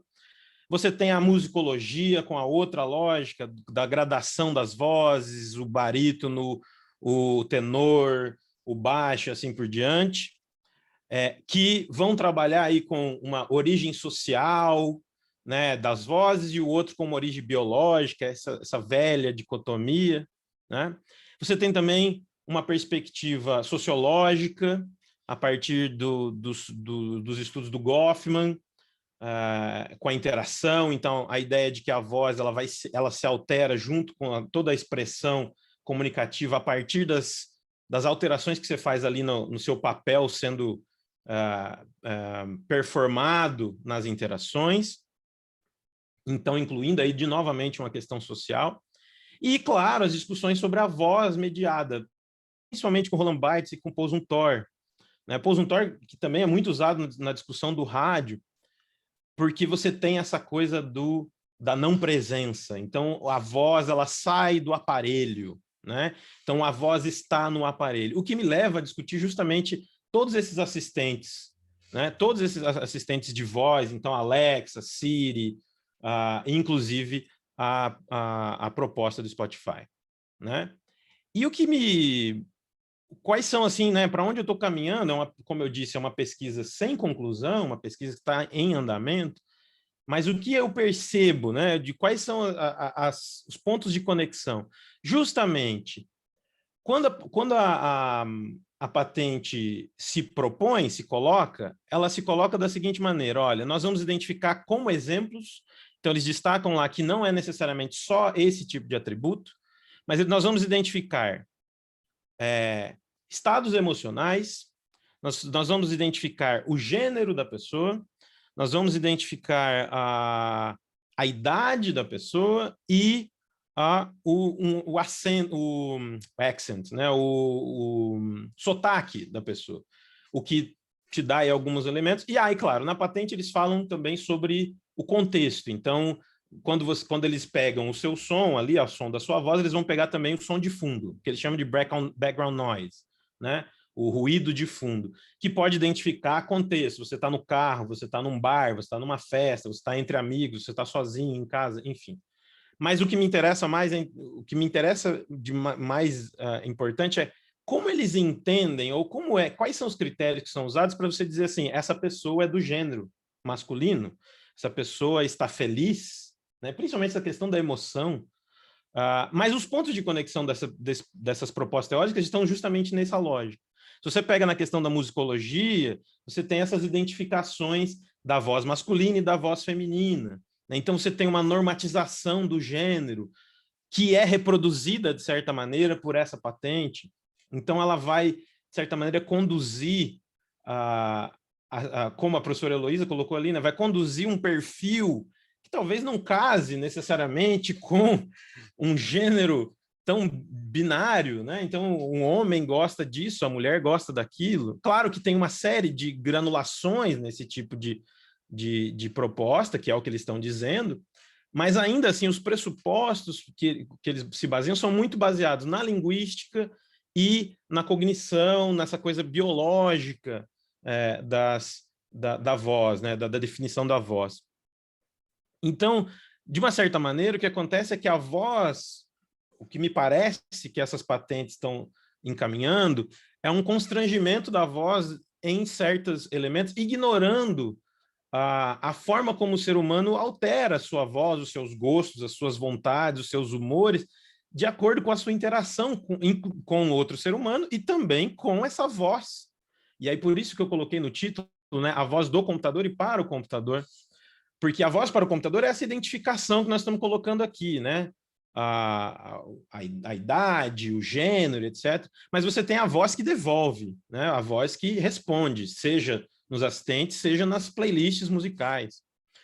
Inclusive agora em que o Spotify valoriza muito o podcast, né? Como expressão de voz falada, que inclusive no último momento em que eles fizeram isso, que foi esse, não sei se vocês viram, os signos, né? Os signos musicais, qual é o seu signo musical?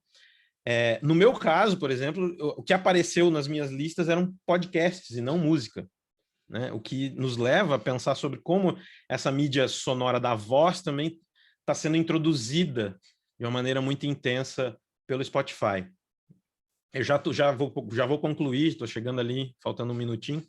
Mas então, o que me parece, a princípio, é que essa tensão dessas plataformas se colocarem como plataformas e evitarem a sua proposta midiática, ou evitarem que isso seja muito claro para as pessoas, e principalmente para os órgãos reguladores, os constrange e mantém, os constrange a usar uma proposta muito cientificista, pouco inteligente do ponto de vista de pensar essas vozes, pensar a nossa interação com essas mídias cotidianas que a gente tem, para além de sua quantificação, para além de sua simplificação dessas interações. As interações são muito mais complexas do que se propõe qualquer um desses algoritmos, pelo menos a princípio, né? E a gente vê isso, como eles erram muito, né? Então, a gente também enxerga esses grandes fenômenos, essa evolução da tecnologia como coisas muito mágicas, mas a gente esquece que essas playlists quase nunca acertam, ou acertam dentro de um certo limite, dentro de uma limitação muito específica de seus usos. Concluo. Obrigado. Nem precisei intervir, tá vendo? Cara, um homem precavido vale por dois, né? Bem, Gustavo, queria agradecer muito a sua contribuição. Assim, durante aqui algumas perguntas pipocaram aqui. Uma delas foi da professora Heloísa, que ela colocou aqui para o Gustavo. Eu acredito que foi referente à primeira parte da sua fala, quando você contextualizou, né, meio que de onde você veio, né, para chegar nessa pesquisa agora. Ela colocou assim: essa recomendação não é, ao fim e ao cabo, uma outra reconfiguração do Jabá?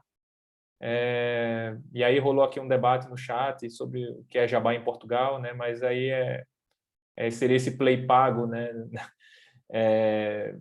Pelas gravadoras ou pelos artistas, né? E o Fernando colocou também um aqui para emendar para você também, para o Gustavo. Você percebe uma relação entre o consumo musical e o indivíduo consumidor deste algoritmo em um caminho para a construção da identidade pessoal a partir da ligação entre tecnologia e consumo, né? A primeira sobre a questão do jabá e essa outra aqui do Fernando, que está no chat também. Tá bem? Obrigado. Obrigado, Fernando. Obrigado, Luísa, pelas perguntas. A segunda pergunta aí talvez eu preciso pensar um pouco. A do jabá, então, o que acontece? Na minha tese, eu fiz essa análise, né, então, das propostas de sistemas de recomendação, e eu fiz algumas entrevistas com curadores, com programadores humanos também, né, que é a curadoria, como alguém citou aí.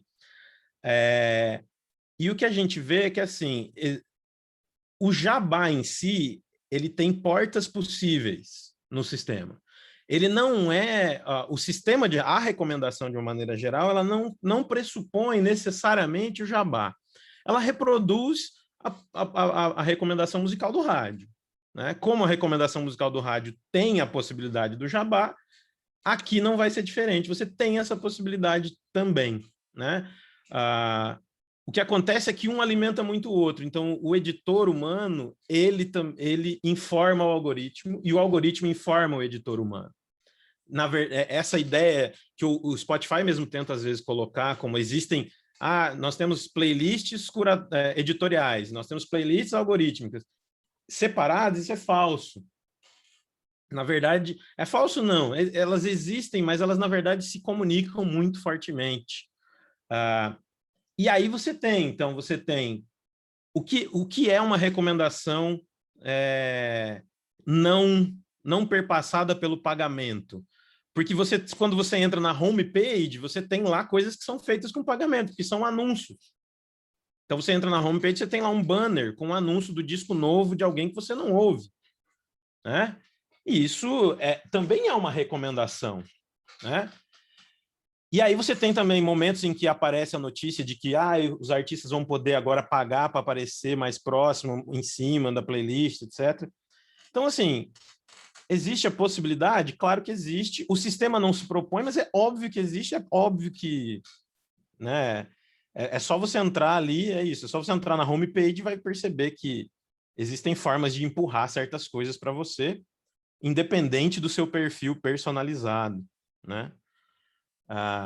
E aí a outra questão, eu realmente fiquei um pouco confuso. Tá aqui, né? Você pode falar, você pode falar, melhor. O que era a ideia? Você tá me ouvindo bem? Tô ouvindo. Tá.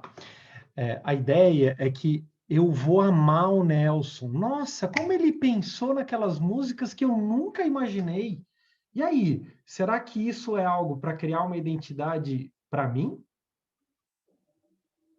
Será que a tecnologia e o consumo é algo que de fato tem a ver? Então, pois é. Eu penso que, assim, você acaba, de certa maneira, tecnologizando, digamos assim, aquilo que já era feito pela segmentação do rádio, né? Então, o que o rádio faz na segmentação? O rádio ele constrói um tipo de público que ele quer atingir. Isso não é só o rádio, né? Qualquer veículo, né, vai fazer isso.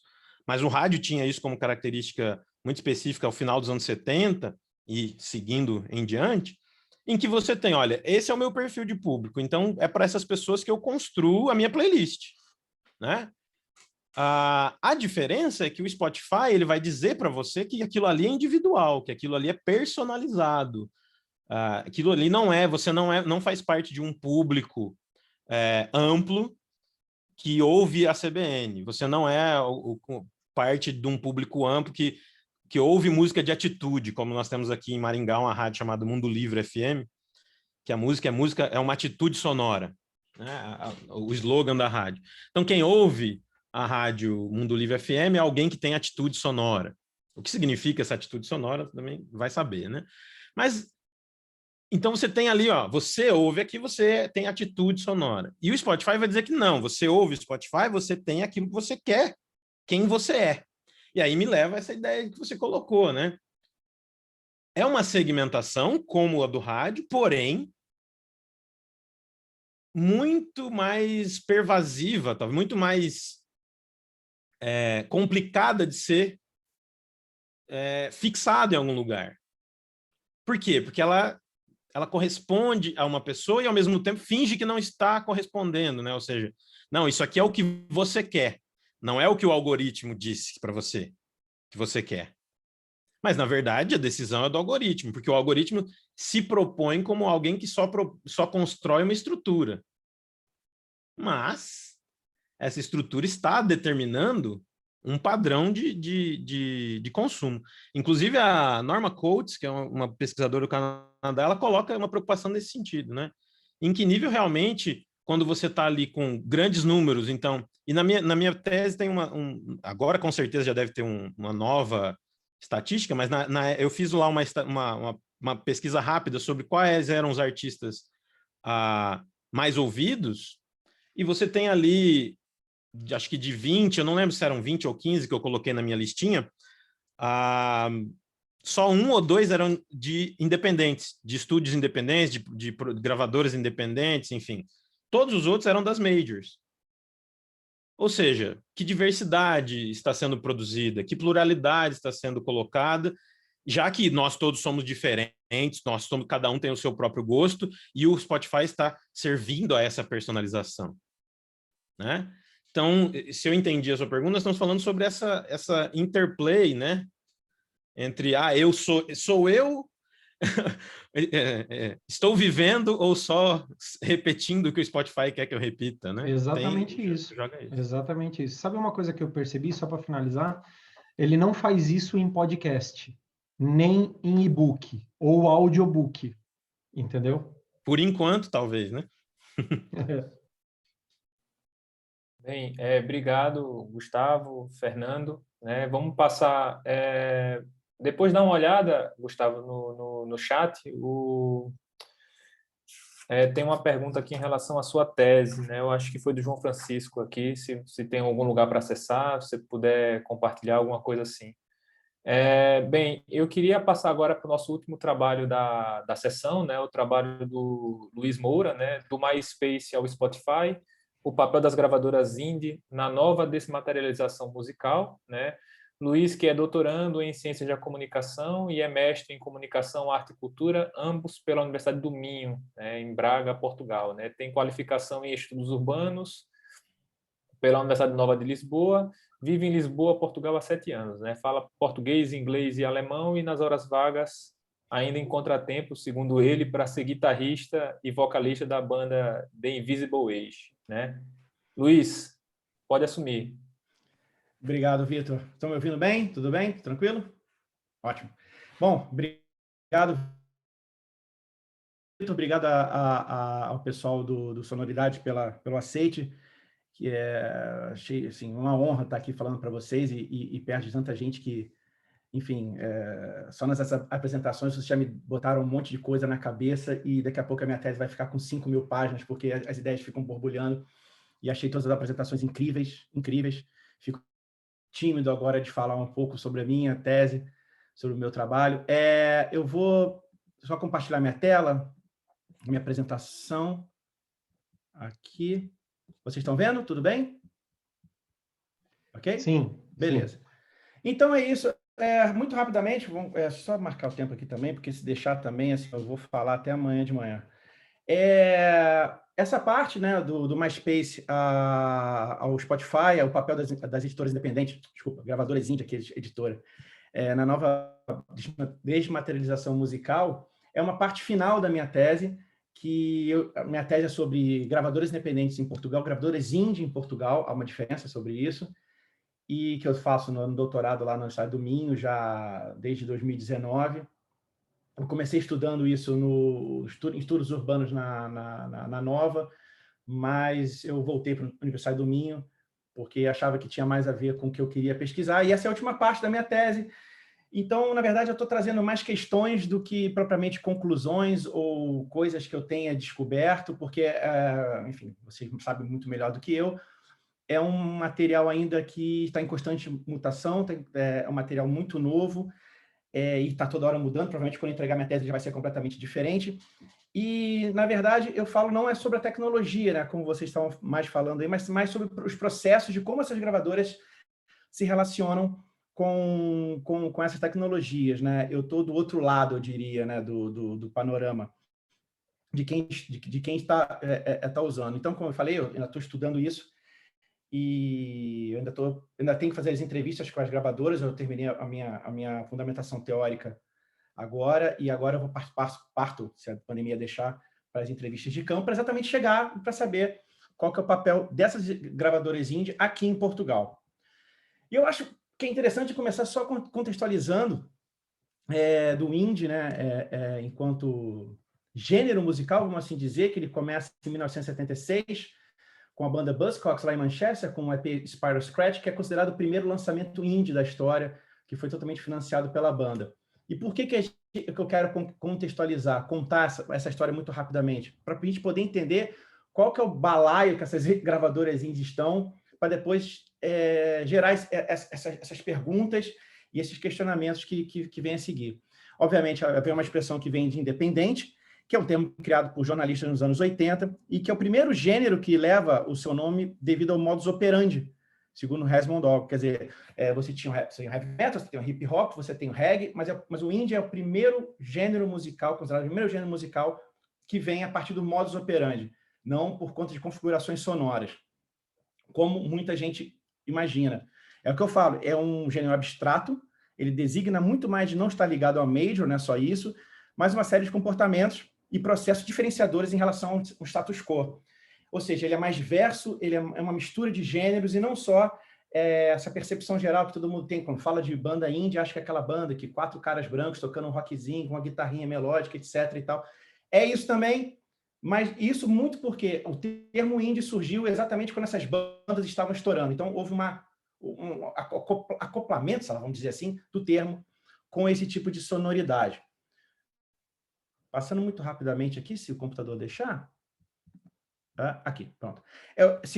O indie significa, basicamente, que empoderamento é gerenciar ou estar numa gravadora indie, quer dizer, ter controle sobre o teu destino. Criar estruturas fora do mainstream, mas que te deixam, que podem te fazer infiltrar nesse mainstream, também ao contrário da percepção geral. Essas gravadoras não querem ser apenas marginais, elas querem também uma parte do bolo, como a gente vai ver um pouco mais para frente. Ela quer uma fatia desse mercado, principalmente depois dos anos 2000, que ela acabou existiu ali um limbo, que eu vou falar um pouco mais para frente. É ter o controle do processo musical, desde do início até das duas pontas, da produção musical até a distribuição, e é também um controle de gosto, né, de mediação de gosto, como já diria o Enion. O indie também significa a estética do diferente. Eu não quero ser igual a vocês, eu quero ser diferente. Eu sou o sujeito diferente na escola, que ouve músicas esquisitas e que ninguém mais ou menos entende. Eu vi muito isso, inclusive. É considerado o guardião do bom gosto, né, da boa música, né? O indie é um estilo elitista no sentido dessa coisa do bom gosto e da boa música, né? A boa música está com a gente. Nós sabemos o que é boa música e nós queremos compartilhar essa boa música, ao contrário do que está aí no mainstream, na questão pop. É muito ainda ligado às questões de nicho, como eu falei, de coletividade e família. E família é um termo que a gente ouve, que eu ouço, assim, na minha pesquisa o tempo inteiro nessas gravadoras. São as questões de família. Eu vou falar um pouquinho também mais na frente de como eles se fecham em bolhas para poder sobreviver em novos tempos, etc. Mas sempre nessa questão da família, da efetividade, enfim, do companheirismo. E elas se tornam mais profissionais a partir dos anos 2000 e 2010, obviamente, como todo mundo sabe, depois da pirataria digital e da crise que as grandes gravadoras tiveram com a chegada do Napster e da pirataria via MP3.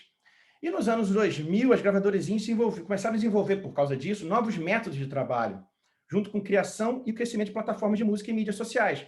Primeiro com o MySpace e o YouTube, e depois com o Facebook e com o Twitter. Ou seja, as gravadoras indie, elas sempre tiveram a vanguarda dentro delas. Então, à medida que foram surgindo plataformas ou redes sociais, elas foram as primeiras a se meter nisso, a querer estudar mais isso, a se aproveitar dessas novas tecnologias.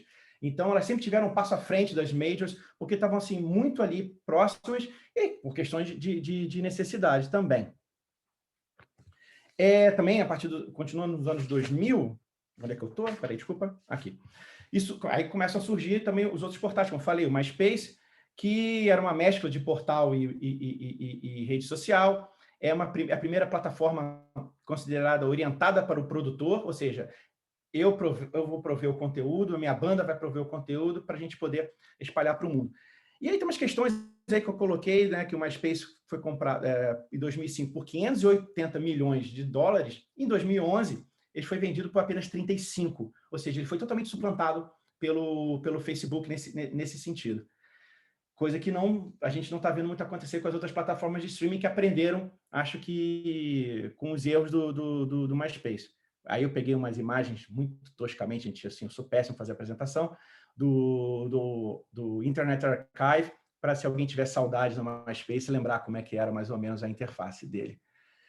Bom, os selos indie, a partir dos anos 2010, começaram a se aproveitar desses espaços criados pelas majors, como eu falei, pela crise, e crescem aí também, junto com os outros serviços musicais que vão surgindo, como o Last.fm, o iTunes, e depois, no fim da década, um pouquinho antes, na verdade, o Spotify, o Bandcamp e o SoundCloud, que está sendo uma outra discussão muito nova, que eu não vou falar, mas eu vou sugerir no final, enfim.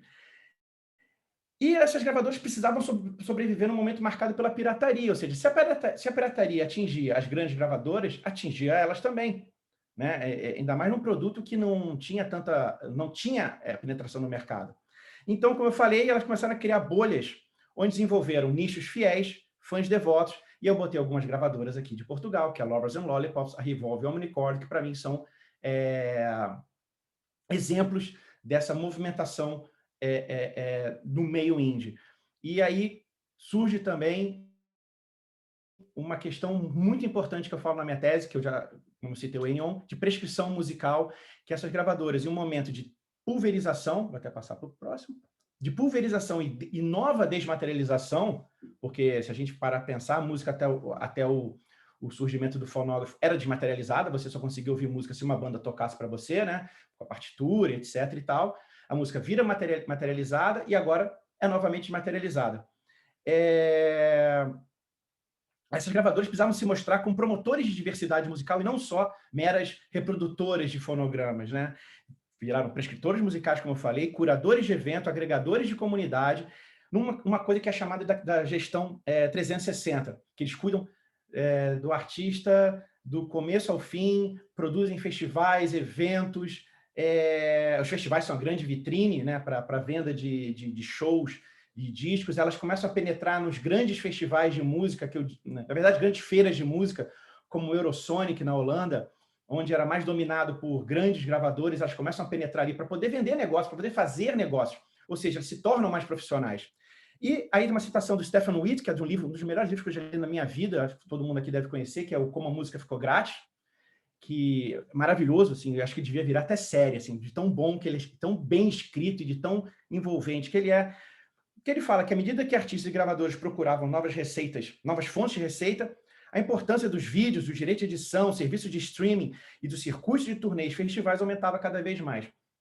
Ou seja, nesse buraco que ficou nos anos 2000, com as gravadoras, com as majors, não investindo mais em artistas que não davam retorno, e a gente tem que lembrar, voltar um pouquinho nos anos 90, com o que eu chamo de efeito Nirvana, que as gravadoras começaram a assinar com qualquer coisa que se movesse, ainda mais se você fosse americano e de Seattle, então você não precisava nem ser minimamente parecido com o Nirvana, que você tinha um contrato com uma gravadora. Essa proximidade deu às gravadoras, né, das majors assinando com os artistas indie, comprando gravadoras indie, começou a dar às gravadoras indie um certo sentido de como é que essa coisa funciona. E a partir dos anos 2000, com essa quebra das majors, né, com essa crise, ficou um buraco. Ou seja, eles não mais investiam em artistas que não davam retorno imediato. Então, você ia fazer o quê? Para onde é que os artistas iam? Para onde esse mercado ficava? Porém, que as indies começaram a entrar no meio e falaram, peraí, tem dinheiro aqui, eu estou aprendendo a ser mais profissional, eu acho que eu consigo viver nesse meio. Como eu falei, a proximidade com as médias dos anos 90 possibilitou às indies uma visão mais macro do mercado fonográfico, e com a crise do mercado fonográfico, né, dos anos 2000, os selos indies se viram com a fatia desse mercado a ser preenchida. E aí tem um momento, um highlight aí, que todo mundo que eu leio em relação a isso cita, que é quando o Arcade Fire ganha o Grammy, né, de álbum do ano em 2010. Eu nem gosto de Arcade Fire, com os The Suburbs, e que era de uma gravadora indie, me desculpa, agora eu devia ter colocado, eu não lembro, acho que é a Domino, eu tenho quase certeza que é a Domino, se eu estiver errado, me perdoem. E as gravadoras indie começaram a pensar assim, então realmente a gente tem essa penetração, a gente pode ganhar dinheiro, a gente pode negociar sem perder a nossa, vamos chamar assim, ideologia. E eu vou mostrar com quem que o Arcade Fire disputava nesse ano, que era nada mais, nada menos que o Eminem, a Lady Antebellum, que eu conheço muito pouco, a Lady Gaga e a Katy Perry. Então, para ver o tamanho do feito do Arcade Fire em 2010. Bom, então alguns números muito rapidamente, né, falando do setor independente, de acordo com o Intel Worldwide Independent Market Report de 2018, que foi o último divulgado, o setor independente cresceu 11,3% de 2016 para 2017, contra 10,2% do resto do mercado. Os independentes representavam em 2017 quase 40% do mercado total. E as receitas aumentaram 46%. De acordo com esse relatório, aí é uma questão que eu acho que eu joguei aqui mais para uma discussão futura, que 47% dos selos independentes, que eles tratam independente e indie do mesmo jeito, e eu não, afirmam que o streaming facilita o fluxo de caixa. Isso sobe para 73% em relação às gravadoras em que o streaming já representa mais de 30% de suas receitas. É um pouco complexo essa conta, eu vi, mas eu resolvi colocar aqui porque, né, para gerar uma discussão no final. O reporte, continuando no reporte da Intel, gente, se eu estiver falando muito rápido, me perdoe, me bloqueie, porque é muito slide e eu preciso falar. Sugere que 76% dos artistas ligados a uma gravadora indie ou independente preferem renovar os seus vínculos do que seguir uma carreira para os outros caminhos. Isso é um grande indicativo de como elas estão trabalhando hoje em dia. E os selos indies estão mais estáveis. A média de vida subiu para quase 15 anos. Se a gente pensar que os selos indies, lá no seu começo, Factory, Off Trade, Fast, sei lá, e tantos outros, não viveram 5, 6 anos, e assim, 5, 6 anos num completo caos, 15 anos é muita coisa. A Lovers and Lollipops, que eu citei, ela está desde 2005 em Portugal, no mercado pequeno, periférico, com pouco fluxo, são 16 anos já de vida. E o processo de adaptação da indústria fonográfica, de acordo com o Prey e o resto do pessoal que escreveu com ele, transformou toda a organização da produção musical, da criação até a destruição, segundo o Spotify, o modelo transformou a distribuição, da criação e distribuição, desculpa, sendo o Spotify o modelo dessa metamorfose de oferta musical a ser seguido pelas demais plataformas. Por isso que eu resolvi pegar o Spotify como estudo de caso Spotify e o Bandcamp, para não vir porque eu acho que o Spotify é onde todo mundo, eu tenho banda, então todo mundo, me dá o link da sua banda no Spotify. Primeira coisa que eu pergunto.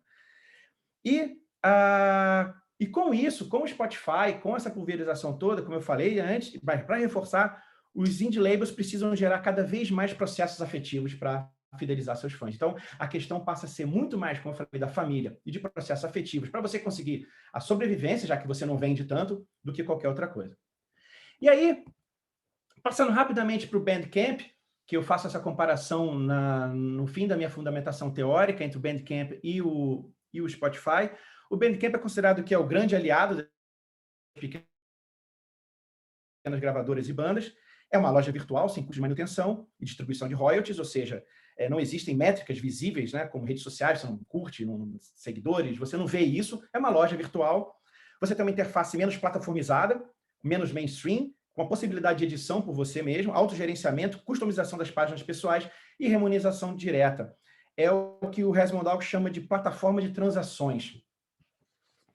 Ela segue uma lógica do it yourself, né? A gravadora, o artista ou a banda produz seu próprio espaço, faz o upload das músicas, coloca a letra, indica um valor para as faixas ou para o álbum e põe à venda produtos de merchandising. Teoricamente, a gente sabe que não é muito assim, a plataforma só vai ter lucro quando o artista tem lucro. Não é bem assim, mas ok. Porém, a audição é limitada não é fácil como o Spotify, o aplicativo é bem ruim do Bandcamp, então não tem essa facilidade, né? Toda vez que alguém fala de Bandcamp, é muito difícil alguém falar sobre o aplicativo do Bandcamp. E aqui é a página inicial do Bandcamp, só com uma ilustração, todo mundo já conhece. Essa é a página da Omnichord Records, que eu falei, que é uma gravadora de Leiria, uma das mais incríveis que tem aqui em Portugal.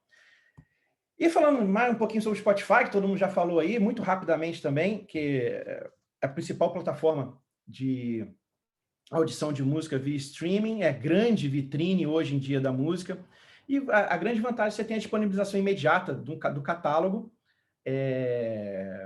baseado em modelos gratuitos ou pagos, né? Aí você não tem propaganda, etc. e tal, é orientada para o consumidor, segundo o próprio Resmondog, e como o Fernando estava falando, eu tenho números bem parecidos, né? São mais de 250 milhões de usuários e mais de 120 deles são premium, ou seja, pagam assinatura para ter, enfim, não ter propaganda, enfim, poder ouvir música, voltar música, etc.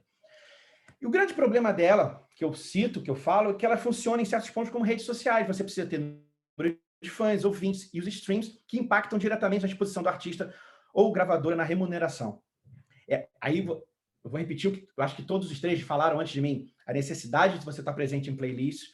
Você hoje tem uma necessidade de produção constante, o tempo inteiro você tem que colocar música lá, e você tem a famosa indústria de singles. Você não tem mais os discos, você tem os álbuns, óbvio que você tem, mas é uma questão de singles, de músicas, até mesmo na playlist, você botar no shuffle, você não tem mais aquela coisa de ouvir um disco do começo ao fim, e como uma experiência, você tem mais a coisa de ouvir a música, e muitos artistas, por exemplo, um que eu adoro, um dos meus favoritos, que é o Noel Gallagher, que era do Oasis, ele não lança disco há 3 anos, ele vem lançando singles nesses últimos 3 anos, ele vem lançando só músicas, não tem um disco há 3 anos. Bom, o Spotify ajudou a diminuir a pirataria digital, mas ainda está longe de gerar grandes lucros para o selo indie, que representa boa parte das reproduções.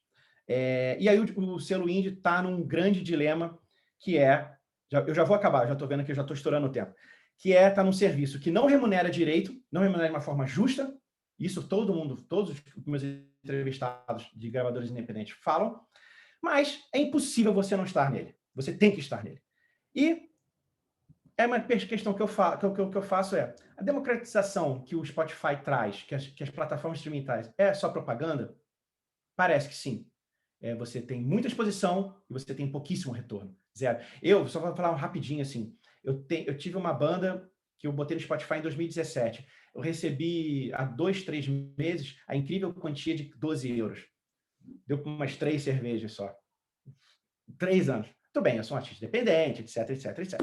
E aqui tem uma citação de uma cantora chamada Shaheen Shah, que escreveu uma coluna para o The Guardian, no ano passado, que fala exatamente que é o ponto que eu queria pegar, e como tem mais gente que é especializada no Spotify do que eu gostaria de depois discutir mais sobre isso.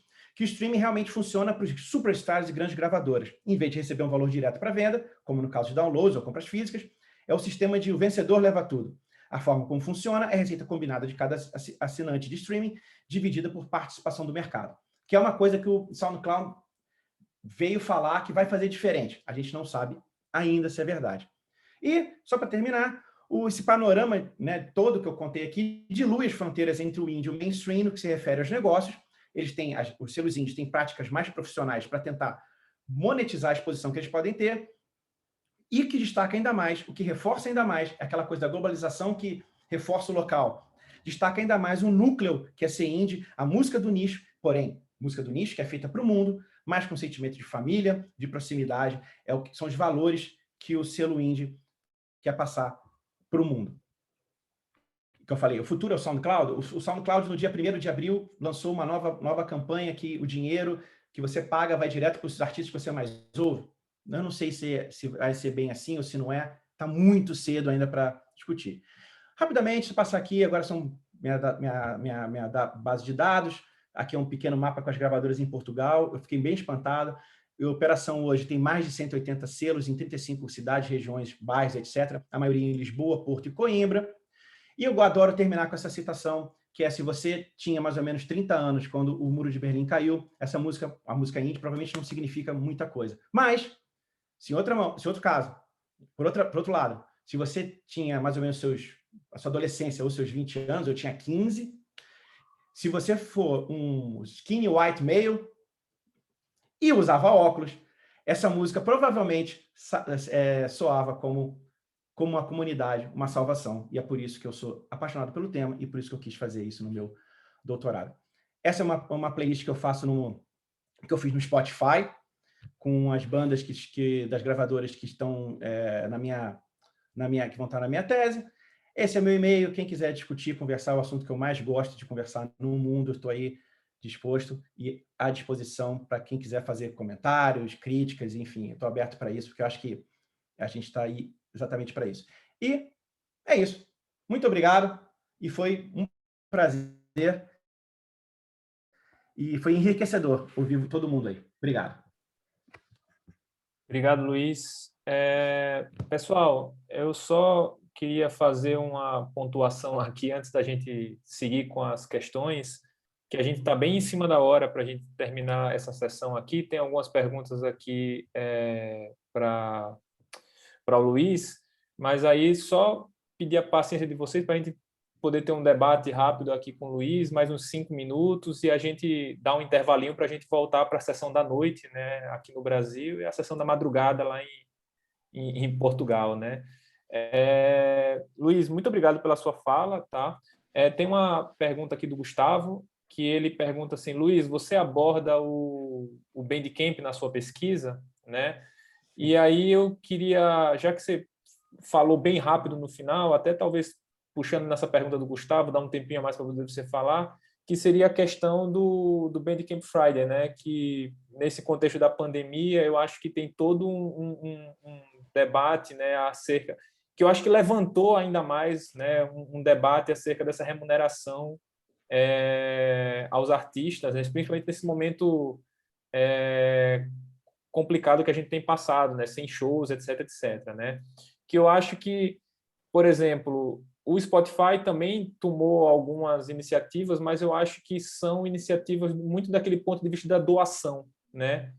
Do tipo, apoie o seu artista, doe, né? Caridade, filantropia, né? Como se, assim, o que você faz aqui não tem muito valor, mas aí você pode doar, né? Como se fosse uma causa, né, que eu acredito muito mais da ordem da filantropia, né? E aí, assim, para você desenvolver um pouco essa questão, né, a partir da pergunta do Gustavo sobre a questão do Bandcamp na sua pesquisa e essa questão também do Bandcamp Friday dentro dessa sua percepção, tá?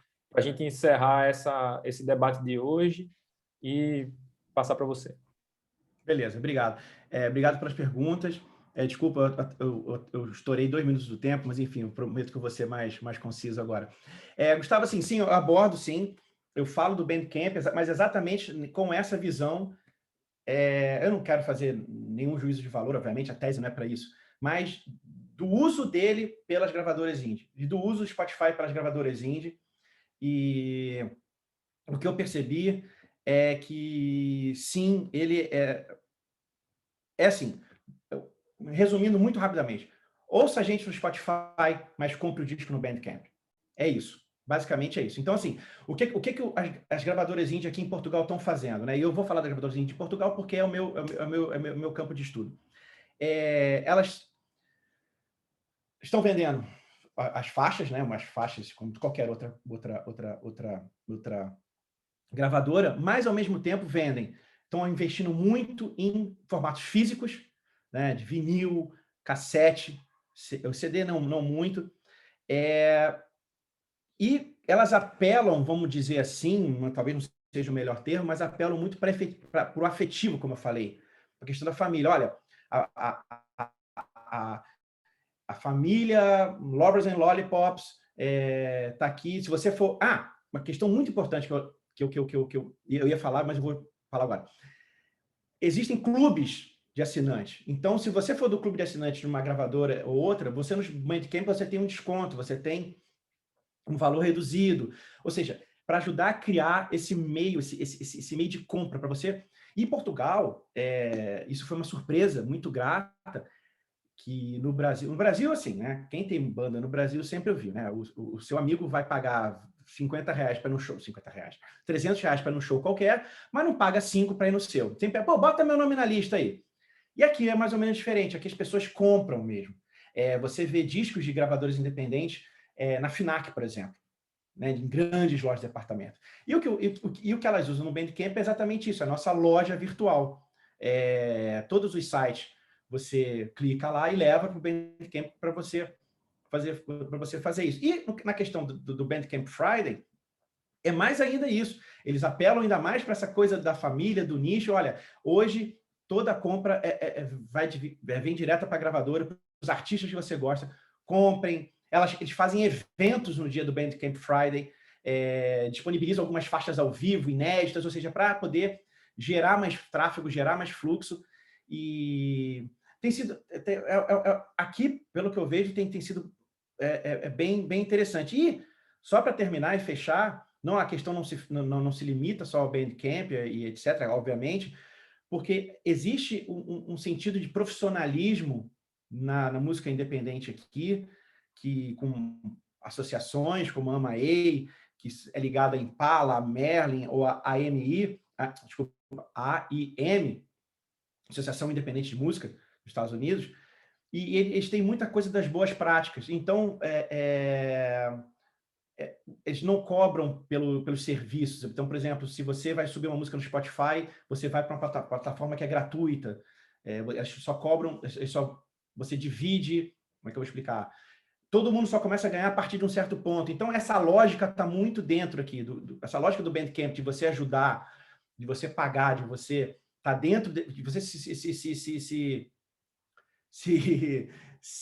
inserir dentro desse universo, está muito... Porque, assim, é um mercado pequeno e por um lado, é ruim, por um lado ajuda, porque todo mundo mais ou menos se conhece, todo mundo gosta das bandas, as bandas têm...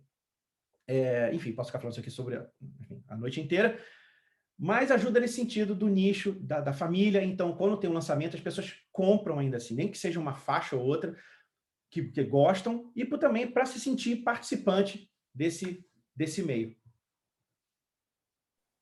Tá bem, Luiz, obrigado. A professora Luísa comentou aqui que é interessante que você falou em faixas, Luiz, e não em arquivos. Eu tenho 44 anos, né? Então, assim, já estou velho, então não vou... É o linguajar, né, de quem já tem seus 40 e tantos. Mas sim, faixas, discos, músicas, não arquivos. Tá bem. Pessoal, eu queria primeiro me desculpar se alguém colocou alguma pergunta que eu possivelmente não tive tempo de trazer ou alguma coisa assim. A gente está bem apertado no tempo, até para poder conseguir dar um intervalo desse tempo de tela e a gente voltar daqui a pouco com a sessão da noite, tá? Queria agradecer ao João Francisco e à Paula pelo convite para mediar essa mesa, dizer que aprendi muito com todos vocês, tá? Espero vê-los muito brevemente. Espero que, assim, se isso daqui fosse num congresso pessoal, né, presencial, a gente agora possivelmente sairia para beber, para falar dessas coisas agora, por mais umas 20 horas, né? Mas na impossibilidade de fazer isso, né, torcer que a gente supere essa situação o quanto antes e que a gente possa, né, continuar os debates de forma presencial também em outros espaços e outros momentos, tá bem? Pessoal, muito obrigado. Paula, João, vocês querem falar mais alguma coisa? Agradecer, Vítor, pela moderação, foi excelente, e por todas as apresentações que foram mesmo muito interessantes. Eu agora tinha mais perguntas para fazer, que não fui fazendo ao longo da sessão, mas ficará para outra oportunidade. E sim, dizer que voltamos para a outra sessão em Portugal às 11, no Brasil às, não sei, 11, 9, 8, 7, às 18. 7 aqui, às 19 aqui. Às 19, ok. Quem vai apresentar comunicações e estiver aqui ou for moderar, pedia que chegassem uns 15 minutos antes para podermos testar algumas das apresentações. E pronto, e é isso. Mais uma vez, obrigado a todos e parabéns pelas excelentes comunicações que foram apresentadas aqui. e espero que possamos continuar em contacto. Obrigada a todos e obrigadíssimo ao Vítor, que fez uma moderação acrobática. Muito obrigada.